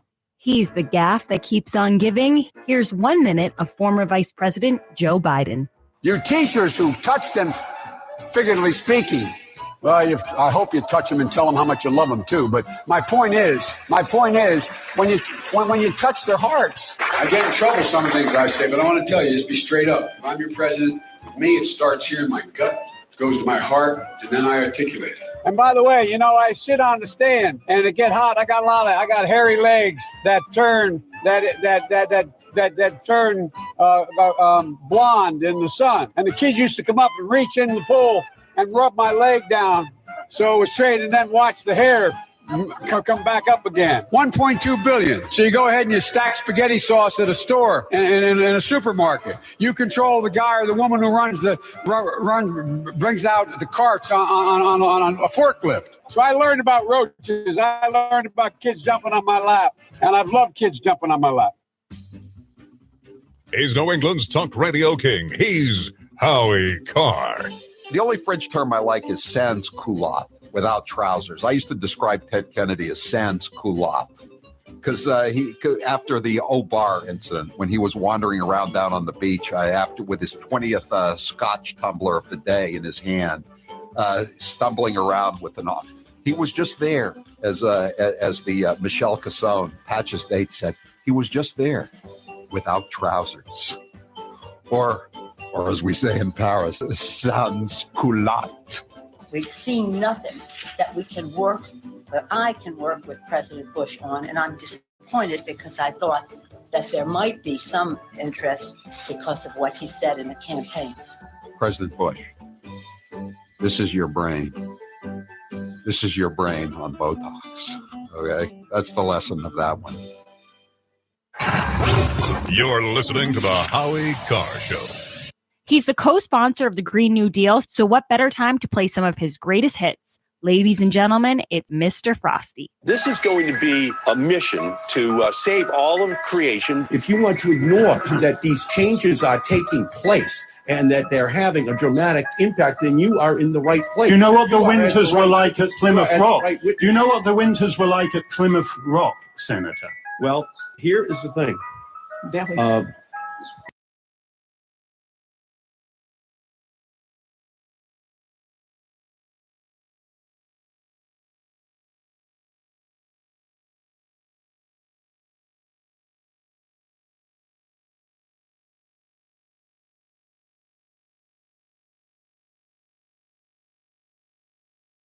In mind that people could purchase guns indiscriminately. The president is acting like Pontius Pilate. I'm here with Dr. Bruce Houghton from Perfect Smiles in Nashua, New Hampshire. You get a lot of patients, I'm sure, who are apprehensive about veneers. What are some of the questions and fears you get when you're dealing with new patients? Some people think they could look too fake, but true cosmetic dentistry is incredibly detail-oriented. So we put a lot of time and effort into individualizing how the smile looks, and we really make them look natural, but very, very pleasant.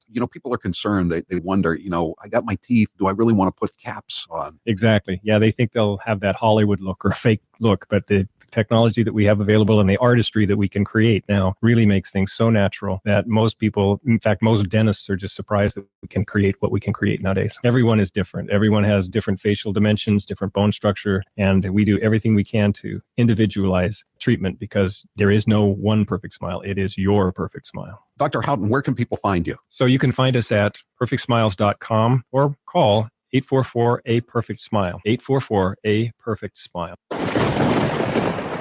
And now, an interview with the Emperor of Hate. Howie Carr. How did you come up with the name VB? My first producer and I both had steady girlfriends, or we were married or whatever. And BB was always saying that we were whipped. You know what I mean? Finally, I said, you don't even have a girlfriend. I've never seen you with a female. As a matter of fact, I don't think you have ever had sex. You are just a virgin boy. What is your biggest fear? That Donald Trump will not be reelected in 2020 and that some horrible Democrat will come in and finish off the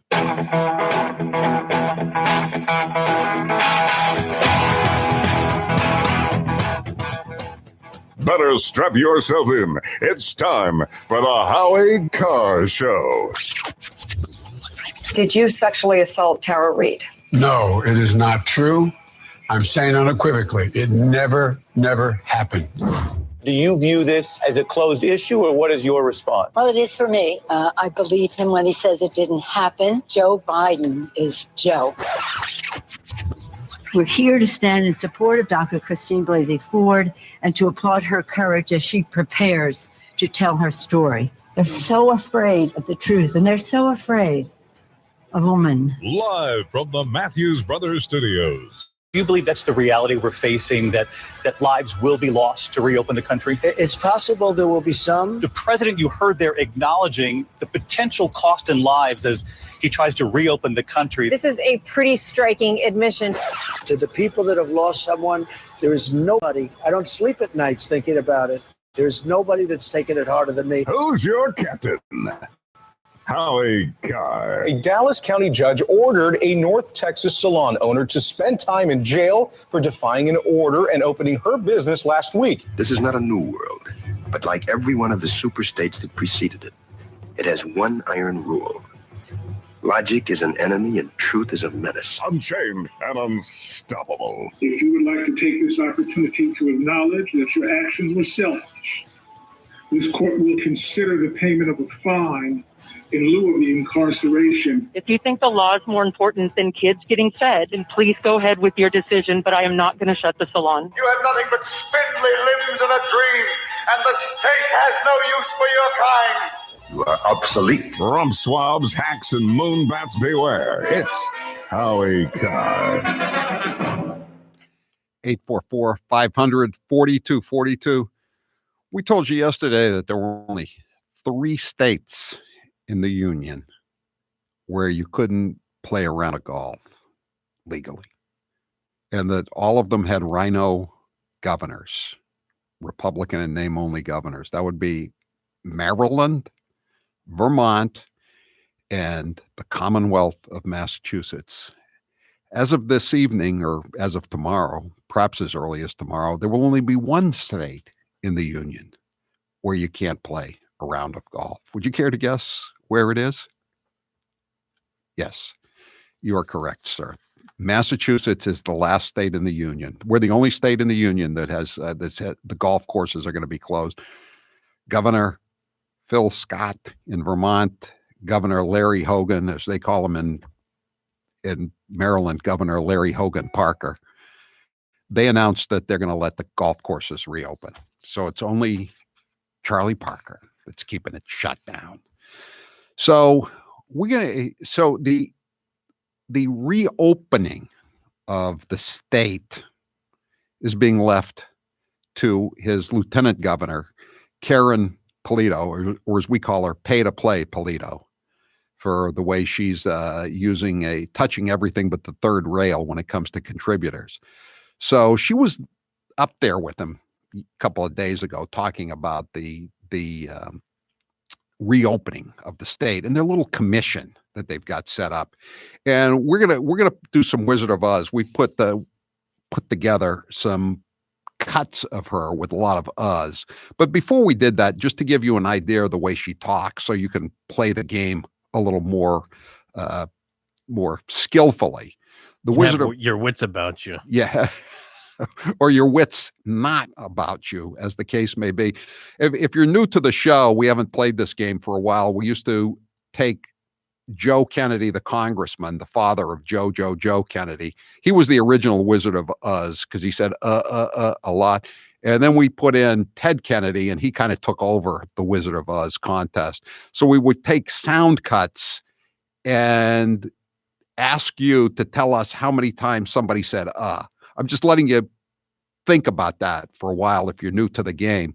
And I'll explain a little bit more as we go along. But first, I wanted to just let you hear what Karen Polito had to say, and the sort of the oozing, dripping arrogance and the smugness in her tone, and especially for somebody whose list of accomplishments is, shall we say, somewhat limited.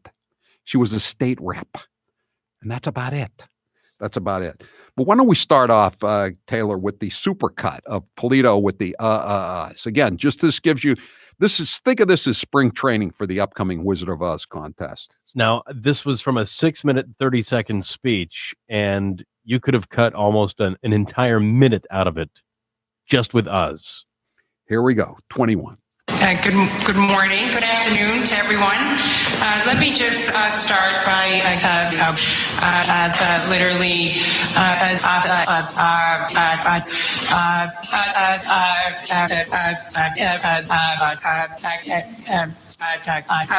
in COVID environment.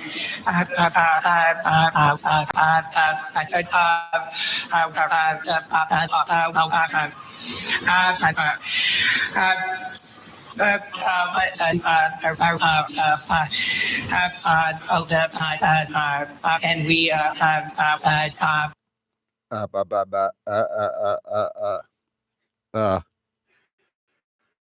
Ted Kennedy just got his 10-year pin for sobriety from AA. So it's been at least 10 years since we've had a Wizard of Oz contest. But I'm glad it's back. I'm glad the Wizard is back. So anyway, the report of Polito's commission, quote unquote, is going to be issued on May 18th. Now, the stay-at-home order is supposedly ending on May 18th. So again, it's like with the mask order.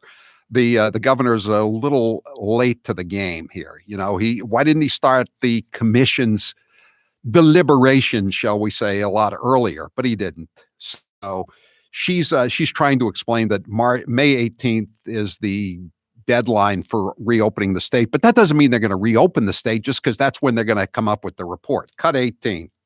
there seems to be Randy is a willing contestant. that May 18th is a magical date. May 18th is the date that we said the report of this advisory board will be released. If you look at other states around the country, some state governments have already issued reopening plans. Our plan will be released on that date, which will outline a phased-in reopening across our Commonwealth. And phased in means just that. Some industry sectors will be more ready than others. And even within an industry sector, there might be components of that industry that can begin first and then eventually build out to full capacity. Oh, thank you. Thank you for giving us the opportunity to return to work. Is she being advised by anybody like Leah Gendoso, her BFF from Shrewsbury, the drug dealing, perjury committing, money laundering, drug gangster kingpins, Maul, her good friend who had all those pictures taken with Leah? Is Leah Gendoso helping you out, Karen? So she's talking about she calls it the advisory board. She's talking about how chummy and wonderfully everybody gets along. Do you think maybe it's because at least two of the members of the board have given her $1,000? Pay to play Polito. Cut 17. It was a really interesting weekend as the weather was beautiful outdoors. We were literally with each other, listening and then having time to discuss what we heard back to back over the course of those days. And we've become like a family, really supporting each other, getting to know one another, and it's a really incredible process. But it's really just amazing people, smart, talented, engaged people that are helping us make these decisions and giving me money. Literally. Were they social distancing? Were they wearing masks? when all this wonderful work was going on and they were bonding? Do your live. We'll do the game after the break. 844-500-4242. If you want to play the Wizard of Oz, get on board. Get on board for the Wizard of Oz. After weeks of amazing Mother's Day offers from 1-800-Flowers, it's finally crunch time. Mother's Day is just 4 days away. So if you still haven't ordered a gorgeous bouquet for all of the special moms in your life, you have to act fast. So right now, 1-800-Flowers is offering my listeners 24 multicolored roses plus a free vase. That's 33% off the original price. It's a great way to make every mom feel loved when it matters most. If you can't take mom out to dinner this year, and you probably can't if you can't get to see her, if she's somewhere where visitors aren't allowed, this is the only way you're going to be able to tell her how much you love her, or the best way to tell her how much you love her. So go to 1-800-Flowers. And Howie, if people think their moms get grumpy on normal years when they don't get them flowers, you're going to be in for a bad one. So get to 1-800-Flowers, because mom's probably already on edge. So she needs some flowers to boost her spirits. Yeah. And another thing, you can't take her to play golf. Well, you can in 49 states, but not in Massachusetts. So what you need is this gorgeous bouquet of 24 roses in an assortment of bright colors. It's guaranteed to make her smile. 1-800-Flowers is committed to safety of their team members and your family, so all delivers are contactless. Picking an early delivery date ensures that your bouquet will arrive in time to make Mom's Day special. 24 multicolored roses plus a free vase for just $39.99 is an amazing offer, but availability is limited. So hurry and order before Thursday. Don't put this off. Order today from the official florist of Mother's Day, 1-800-Flowers.com, to order 24 multicolored roses plus a free vase for just $39.99. Go to 1-800-Flowers.com, click the radio icon and enter code Howie. That's 1-800-Flowers.com, code Howie. Hurry, this fantastic offer ends Thursday. I'm Howie Carr. He's the maestro of microaggression. He's Howie Carr. This hour of the Howie Carr Show is brought to you in part by J.T. Kelly, real estate broker of Keller Williams, serving Greater Boston. Have you realized during quarantine that you need a new living arrangement? Call J.T. Kelly at 1-800-364-9200. 1-800-364-9200. Here's Donald Trump Jr. proving once and for all the apple doesn't fall far from the tree. They hate Trump more than they love America. For them to try to take a pandemic and seemingly hope that it comes here and kills millions of people so that they could end Donald Trump's streak of winning. I don't know if this is coronavirus or Trump derangement syndrome, but these people are infected badly. To make this guy into a religious scholar, that's like saying Jeffrey Dahmer is a purveyor of organic and fine exotic meats. Adam Schiff is basically the Jussie Smollett of Congress on steroids. Children are off limits. Remember this one? If 13-year-old Barron Trump is not off limits, Hunter Biden sure as is not off limits. Because my name is Trump, if I took $1.5 from China, not $1.5 billion like Hunter, their heads would explode. Who's your favorite Democrat? Go ahead. Mitt Romney, Gail. Mitt Romney's my favorite Democrat. How about that? Please, Lord, in my next life, make me a leftist so I can say anything and get away with it. Here's how it works with my retirement accounts, and I'll bet yours too. If your 401k, your SEP, your IRA, whatever, is going up, you probably don't think very much about it, right? But if it's going down, well, there's nothing much else you can think of. So for the last couple of years, none of us have been worrying much about those quarterly statements. But lately, it's gotten a little worrisome. It's not that bad, not yet anyway, but what goes up must come down. Now is the time to start thinking about adjusting your investments. What do you want to get for a prize? Oh, hold on.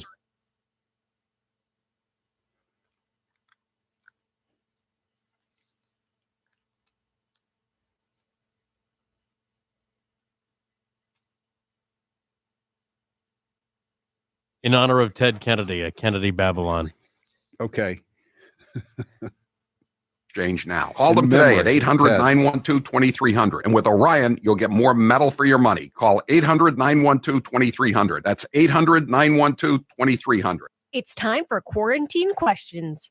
You're up, Jared. What have you been eating the most during this quarantine? I've been eating a lot of Indian food because that's all that's in the machine downstairs, and I'm really growing to like it. What is your drink of choice during the lockdown?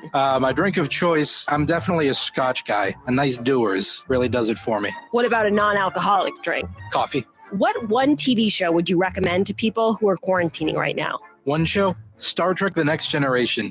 You can't go wrong. It's got everything you want. It's got high concept science fiction. It's got humanity. It's got great characters. It's the last truly great television show. What is the biggest pet peeve about being at home? I can see all the dirt that I don't clean, and it mocks me. What is the biggest silver lining of staying at home? I'd say wearing sweatpants, but I do that most of the time anyway. I'll say wearing my Spider-Man costume and not being judged. What's one book you're loving right now? I'm a big comic book guy, so I'm reading a lot of comic books. Right now, I'm going back over the classic Stan Lee, Steve Ditko Amazing Spider-Man run, about the first 40 issues.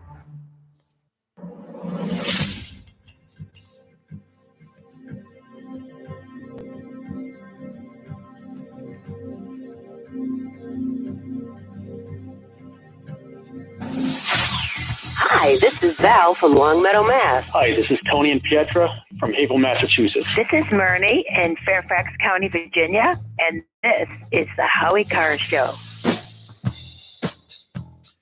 844-500-4242. Before we go to the Wizard of Oz, we had a couple of lines still. We got one line open if you want to get on to play. 844-500-4242. We have three cuts, and I'll explain a little more as we go along. Whether you're working from home or working on your fitness, you want to hear your music, not your roommates or family's music or podcasts or whatever. And Raycon wireless earbuds are the way to go. Get 15% off your Raycon order at buyraycon.com/Howie. That's buyraycon.com/Howie. Taylor, what's the poll question? What are the results thus far? Do you feel the coronavirus pandemic will negatively impact Trump's reelection chances? No, I think there's going to be a real backlash with all this BS that's going on. 72% say no. All right. So here's how it goes. And again, if you remember the old Wizard of Oz cuts, we listened to these today. This is not going to be as difficult as a Ted Kennedy drunken ramble, to put it bluntly. This shouldn't take. Sometimes in the old days we would have 10 people call in before they got the number of us. This is not going to be that hard. So get on board if you want. Here's the way it works. It's just us. It's not it's not or ah. It's That's three us. That's one Again, these are my old Ted Kennedy rules.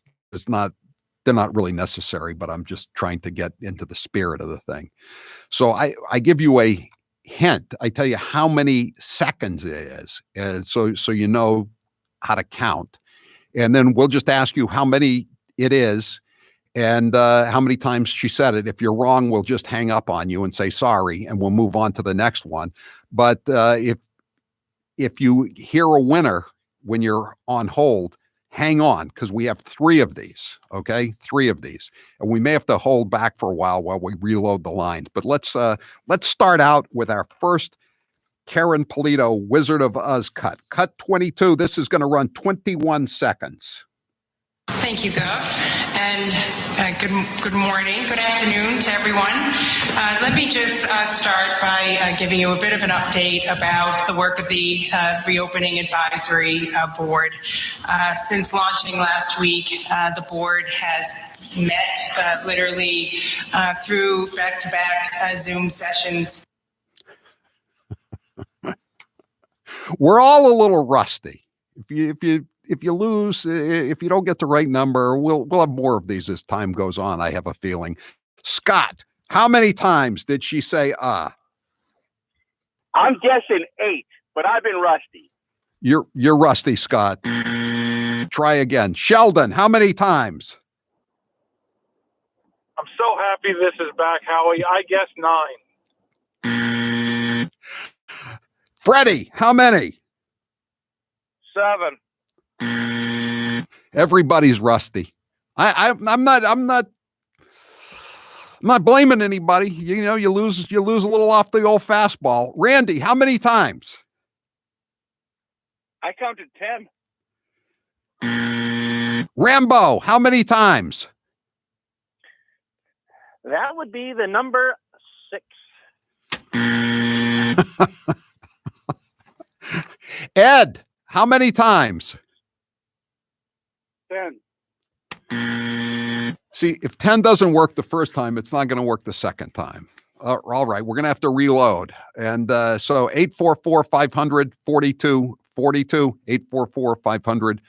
844-500-4242. And as we restock the lines, I want to let Karen Polito tell you how much better prepared she is to tell you when you can reopen your business than you personally are. Cut number 19. That's what May 18th is. It doesn't mean that the economy across our Commonwealth will just reopen. It's just not possible, as everybody knows. Safety is first. Employers are engaged, and it's of paramount importance that we make sure that the workforce is safer, that people who do business with these employers are safe in their transactions, and that we continue to move forward and not have a reverse effect as we reopen in that safe manner throughout our Commonwealth. We continue to move forward. May we quote you on that, Madam Lieutenant Governor, as we continue to move forward. Okay, let's play cut 22 one more time here again. While we this is the first one, so hang on if we get a quick winner here. Cut 22. Thank you, Gov, and good morning, good afternoon to everyone. Let me just start by giving you a bit of an update about the work of the Reopening Advisory Board. Since launching last week, the board has met literally through back-to-back Zoom sessions. Mike, how many? 11. You got it, Mike. And you know, as a tribute to the man who really made The Wizard of Oz what it was, even if he wasn't the first wizard, we're sending you a copy of Kennedy Babylon 2. And why Kennedy Babylon 2 instead of Kennedy Babylon 1? Because Kennedy Babylon 2 has 4 chapters entitled In Their Own Words, with the greatest hits, all dialogue guaranteed verbatim, the greatest quotes of Ted Kennedy, Joe Kennedy, Patches Kennedy, and Caroline Kennedy. A lot of uhs and a lot of ums, and in the case of Caroline, a lot of you-knows. 844-500-4242. We have 2 more Wizard of Oz cuts, and we had a lot to get to after we finish the Wizard of Oz contest. And do we have time to do we have time to play the cut? Nope. No, we don't have time. We will do that. Everybody hang on, and when we come back, we will have a second and a third Wizard of Oz cuts from Leah Gendoso's best friend forever and her fellow Shrewsbury native, Karen Polito. Karen with a Y. Why Karen Polito? I'm Howie Carr. Boomer Naturals is providing 20% off their face masks for Mother's Day. Boomer Naturals face masks are comfortable, made of 3 layers of cotton and polyester, and have special antibacterial fabrics certified to block 92.2% of particles. The best part is they last 30 days. Simply wash them when you go home at night, and they're good to use again the next day. Adult and child sizes are available. Go to HowieCarrShow.com and click on the Boomer Naturals banner. Use promo code HowieCarr20 at checkout to save 20%.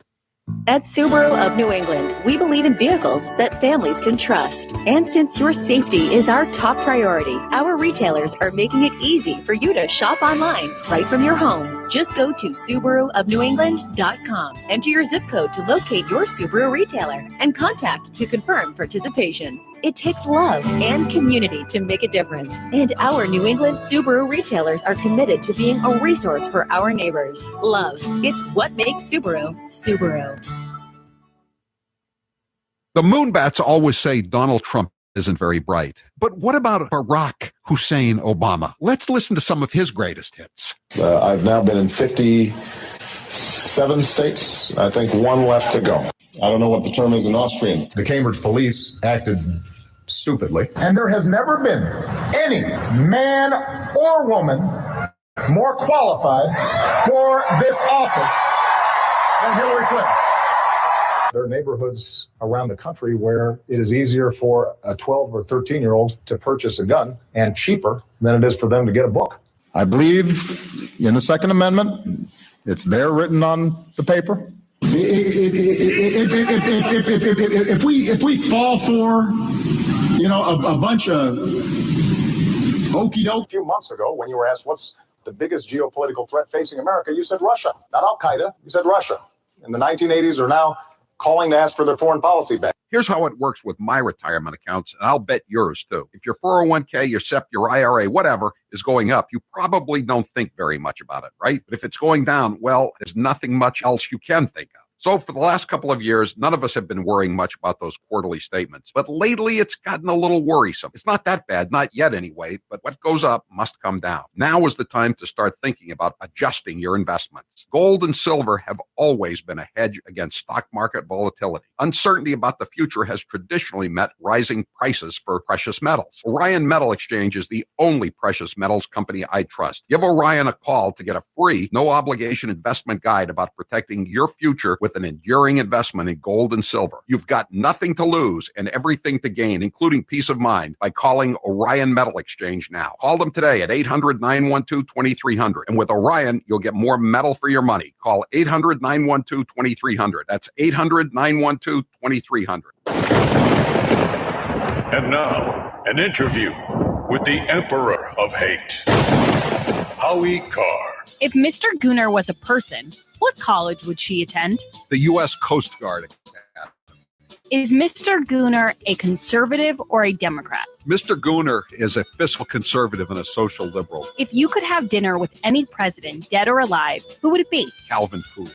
He was from Massachusetts, and I liked his attitude towards public sector unions. And he said, the business of America is business. He's my guy. Other than yourself, which columnist do you respect the most? The late George Fraser, he was a columnist for the Boston Herald, the Boston Globe. Most people have forgotten him now. Jimmy Cannon was pretty good. He was so good that Mike Barnacle.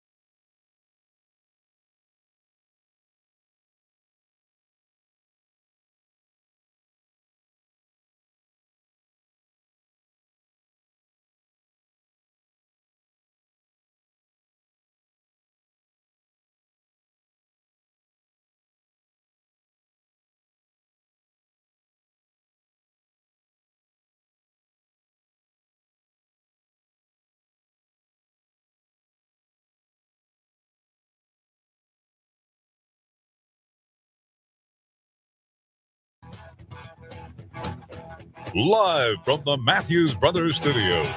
One community against another.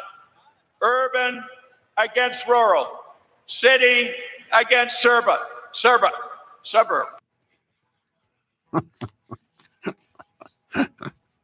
It's bringing back a lot of memories. And again, a lot of that is transcribed in Kennedy Babylon 2. And Kennedy Babylon 1. Two home-run kings for working families in America, Mike McGuire and Sammy Souser of the White House. It's a pleasure to introduce. Oh, God. 844-500-4242. Okay, here's cut 2. And again, hang on. If you hear a winner, hang on the line because we got one more after this. This is the Karen Polito Wizard of Oz cut 2, and it runs 25 seconds. Go. As the governor said, we've had the opportunity to meet with the diversity of our economy in terms of from retail to restaurants, from the CDCs to real estate groups to the banking community and credit unions to our Black and Latino Commission, sharing their thoughts and ideas with us. Wow. She's a regular Margaret Thatcher, huh? Joe, how many? Howie, I'm going to go with the same number of this year's political hack appointments recommendation from Polito, and that would be 19. A little high. A good joke, though. Actually low for the number of people she's gotten hack state jobs, probably. Greg, you're next with Howie Carr. Go ahead, Greg. How many? 13. Chris, how many? I got 12. Joe, how many? Howie, how are you, sir? Very good. Listening to you since Gene Burns and Jerry Williams. I got 9. Thanks for listening, though, and keep listening. And again, we're all a little bit rusty here, but we'll get through this. Rambo, is this the same Rambo who was on for the first cut? This is his brother, cousin. Okay, this is Rambo Jr. I'm the Western Mass orange soda supply for. Okay, how many, Rambo? I have to try brushing off the rust here and go with 14. Tom, how many? To go along with the medallion, Howie, I got a little bit nervous, but I think it's 10. Again, listen to what other people say. If they say 10, it's not, and we press the button, it's not 10. But again, none of us are used to this. It's been a decade. Sean, you're next with Howie Carr. How many? 11. You got it, Sean. You got it. Hold on, everybody, because we got another one coming up. Sean, hold on. Give your information to Jared or to Grace, and you're getting a copy of Kennedy Babylon 2. And you can read all of the Kennedy family's greatest statements. And I don't mean ask not what your country could do for you. I mean city versus Serba. That's what the reality is all about. 844-500-4242. While we're reloading the lines here, let's play another cut from Karen Polito and her advisory board, her Blue Ribbon Commission, her Pabst Blue Ribbon Commission. Cut number 20, please. These are indeed challenging times for the business community of our Commonwealth. Almost 24% of our workforce unemployed, and we understand, the board understands, our administration understands that the work that we're doing is really important, but we need to do it right, it needs to be safe, and it needs to really reflect what we view as the proper and appropriate and safe way to allow for more business opportunities across our Commonwealth when the time comes. I like the way she words that, allow. She and Charlie Parker are going to allow us to work. They're going to allow 893,000 unemployed Massachusetts residents to try to seek jobs, but only appropriately. It's their decision, you know. They haven't laid off a single one of their hacks, but they're going to allow us to go back and try to find some jobs. All right. This is the final one, and this runs 32 seconds long. 32 seconds long. 3, 2, 1.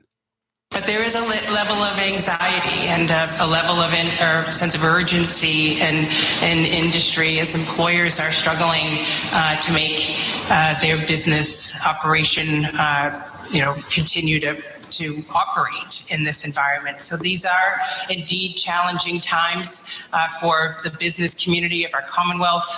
Almost 24% of our workforce unemployed, and we understand. The board understands, our administration understands that the work that we're doing is really important. Really important. Not important. Important. Michael, how many times did she say in that sound cut? Hi, Howie. The work is really important. 97 times, I think. Randy, you're next with Howie Carr. Go ahead, Randy. I counted 7, I think. You got it, Randy. See, people are picking up. It comes back fast, doesn't it? That's the last one we've got for the night. But something tells me, Taylor, that this is not the last time we're going to play The Wizard of Oz. Well, now that we know we have a new contender, kingpin of Oz, yeah, we're going to have a lot more of these.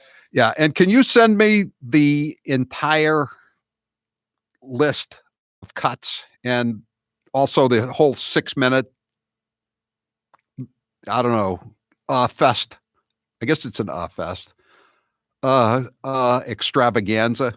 Send it to me. You want me to send you the supercut of Oz? No, I don't need the supercut. Okay. I'm talking about a column. I think this is an easy column for Friday. And I haven't done a Wizard of Oz column in a very long time, and I think it's about time. You asked for it. No, I've told you, I transcribe those Joe Biden cuts once a week, Taylor. I know it's no fun going through the stuff, but it's even harder to transcribe it. But it's worth it. It's worth it. It's comedy gold. Anyway, 844-500-4242. We're going to take your calls. And I just want to tell you about what's going on in other states.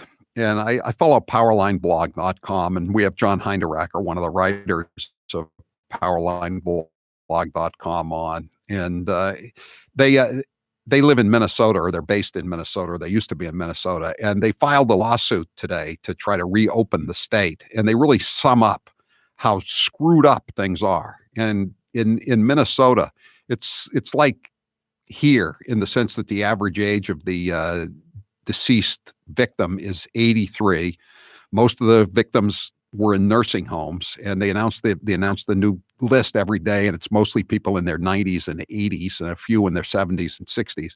But the shutdown, the lockdown has been totally capricious, just like every other state, almost every other state. So I just want to read you a paragraph while we reload and get some take some more calls here at 1-844-500-4242. This is just some of the introductory paragraphs from their lawsuit. They're trying to sue churches, and businesses are suing to reopen the state. Worshippers across Minnesota have been prohibited from assembling to celebrate Easter and the Passover, while liquor stores have remained open. Target, Walmart, Walgreens, and CVS are open, while local Hallmark stores are closed. Golf courses and bait shops are open, but indoor amusement facilities are shut. Nobody can legally get a haircut, but dogs may now be groomed. Businesses in Minnesota have been forced to carry rent obligations, loan payments, and tax obligations without relief and without income. These businesses' landlords, in turn, have not been able to collect rent from tenants who are unable to avoid it. To enforce this unconstitutional scheme, Governor Walz, Democrat, threatened criminal penalties for individuals and businesses who fail to comply with the executive orders, despite not having the statutory authority to impose penalties against businesses or places of worship. These threatened penalties intimidated plaintiffs into not exercising their First and 14th Amendment rights for fear of criminal prosecution. News reports indicate that dozens of people have been charged with violations of the executive orders by county attorneys responsible for prosecution of violations of the executive orders. And on and on and on. 844-500-4242. When we come back, we'll take some of your calls and go over a few more news stories of the day. You've been hearing me talk about super beets for a while now, and I'm sure some of you are still thinking, why super beets? You can take it from me. The benefits of super beets are incredible. When I'm transcribing Joe Biden sound cuts or now Karen Polito sound cuts, I need to have my wits about me because they don't have their wits about them.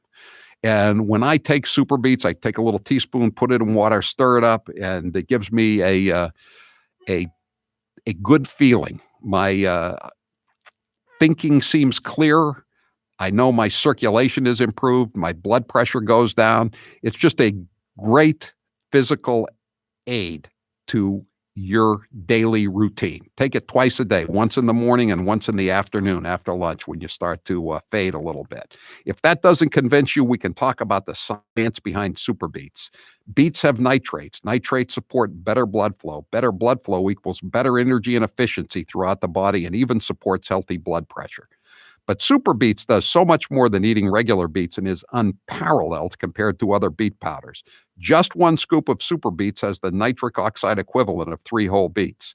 And the science team behind super beets has conducted 11 clinical trials and was even given the Science Award by the Nutrition Business Journal. This level of research is unheard of in the nutrition category.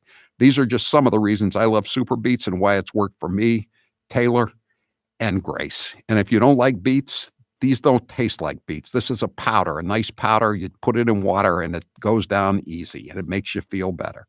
To try super beets risk-free for 90 days, visit www.superbeetsradio.com/Howie and get a free 30-day supply, free shipping, and free nitric oxide strips to test your nitric oxide levels with your first purchase. www.superbeetsradio.com/Howie.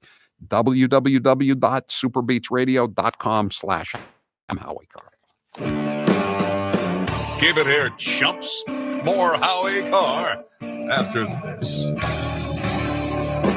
This half hour of the Howie Carr Show is brought to you in part by Roman. Talking about erectile dysfunction isn't easy. Go to getroman.com/Howie to get a free online visit and free 2-day shipping. And now, an interview with the Emperor of Hate, Howie Carr. If you could go back in time and give your younger self advice, what would you say? Get a state job because behind the job comes the pension. What's the best advice anyone's ever given you? Most advice is pretty forgettable. What's the best money you've ever spent? The investment I made to leave the corporate radio prison I was in, the worst people I ever worked for, no doubt about it. I'd probably be dead if I were still working for them. If you were on a deserted island and you could only bring 3 things, what would you bring? A radio, a Wi-Fi system, obviously, and a computer, and I would bring some books. Don't ask me which books, too hard a question. What was your dad's job when you were growing up? My dad worked as a resort hotel manager. He worked in Florida at the Breakers in the winter, and then he worked at the Mountain View House, as it was called then, in Whitefield, New Hampshire, and various other places. I'm here with Dr. Bruce Houghton from Perfect Smiles in Nashua, New Hampshire. Dr. Houghton, tell us about the state-of-the-art procedures that can help many people look 10 to 15 years younger. As we age, we do lose these proper proportions to our faces. And so if you're deficient in your chin or mid-face, we can create the proper proportions and make you look great. Sometimes we use orthodontics to change the look of the face. Sometimes we just use the teeth themselves and it creates the right support for a beautiful face. They're all non-surgical procedures. There's some pretty complex cases that you deal with. Give me an example of a tough case. Well, some cases people just are missing a lot of teeth. I get a lot of people that come in and think that I cannot solve their problems because they're too great, but I really can. We've been doing this for over 35 years and there isn't much that we haven't seen. So even if you're missing a few teeth or your teeth are discolored or you're very embarrassed, there's no reason not to come in for a consultation, right? Absolutely. New techniques, new technology, things are available to us that we never had before, and we can handle just about everything. Where can people find you? So you can find us at perfectsmiles.com or call 844-A-PERFECT-SMILE. And now, an interview with the Emperor of Hate, Howie Carr.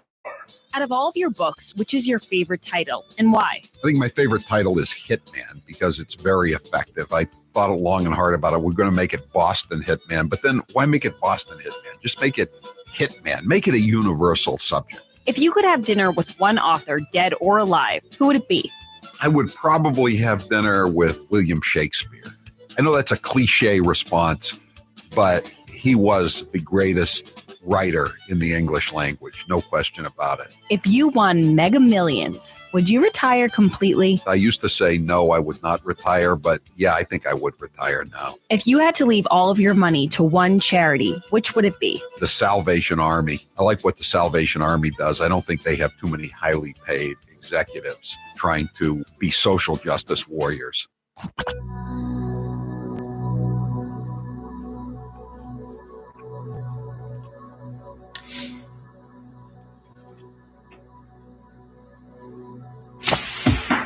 This is Mark in Williston, Vermont. This is Marie in Somerville, Massachusetts. This is Mike from South Attleboro, Mass. And this is the Howie Carr Show. Go, Splashy. Splashy, you know I want that ball more than anything in the world. See him bring it back. He's teasing me. You know I want that ball. I want that ball.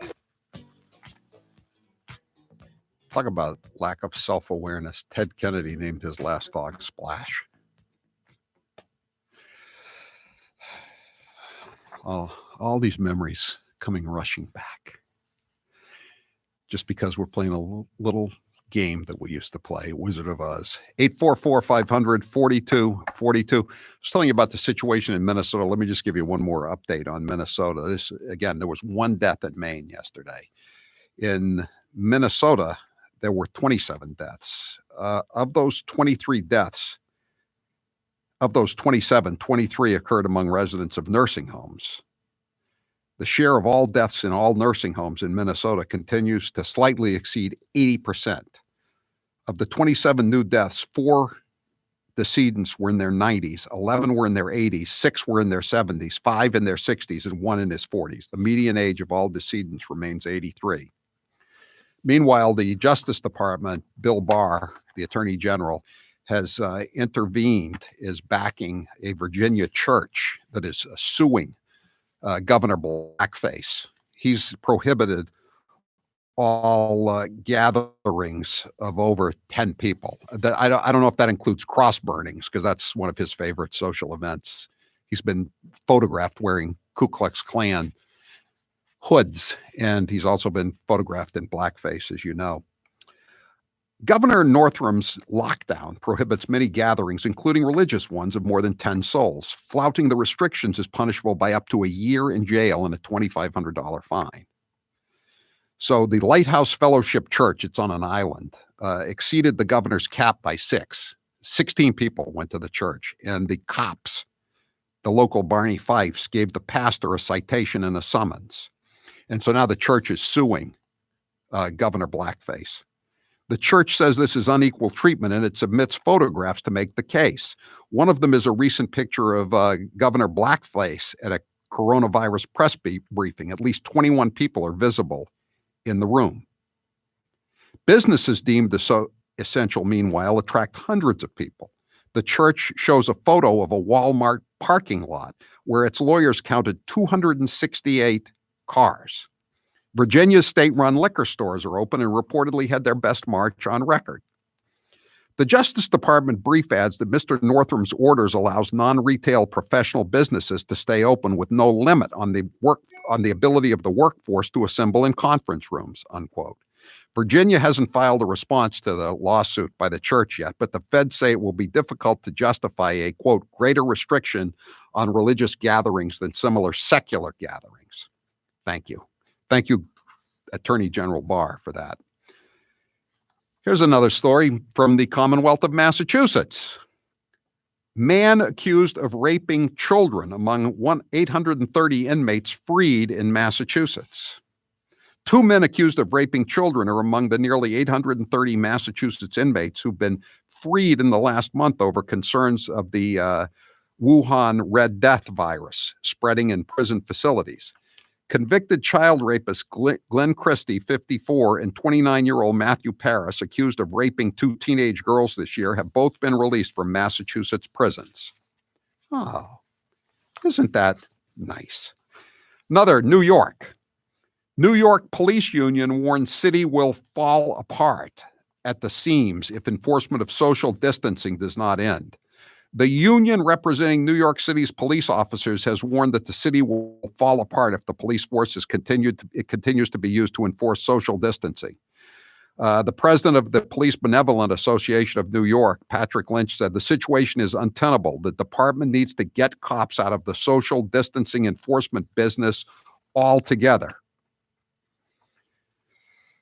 The NYPD's involvement in enforcing the city's social distancing orders has been thrust under scrutiny after video surfaced of an officer hitting a man in lower Manhattan while trying to separate people. Lynch accused the city's leadership, i.e. de Blasio, of providing the police force only vague guidelines. The cowards who run this city have given us nothing but vague guidelines and mixed messages, leaving the cops on the streets corners to fend for ourselves. Nobody has a right to interfere with a police action, but now the inevitable backlash has arrived. They are once again throwing us under the bus. As the weather heats up and the pandemic continues to unravel our social fabric, police officers should be allowed to focus on our core public safety mission. San Francisco, they're putting up the local bums, the free-range Americans in hotels, and they're giving them a little bonus. Now that they can't panhandle, they have to stay in the hotels. The San Francisco Department of Public Health has confirmed in a tweet yesterday that homeless people being put up in hotels are being given free alcohol and drugs. Free alcohol and drugs for the bums in the hotels in San Francisco. This is your Panic of 2020 in action. I'm Howie Carr.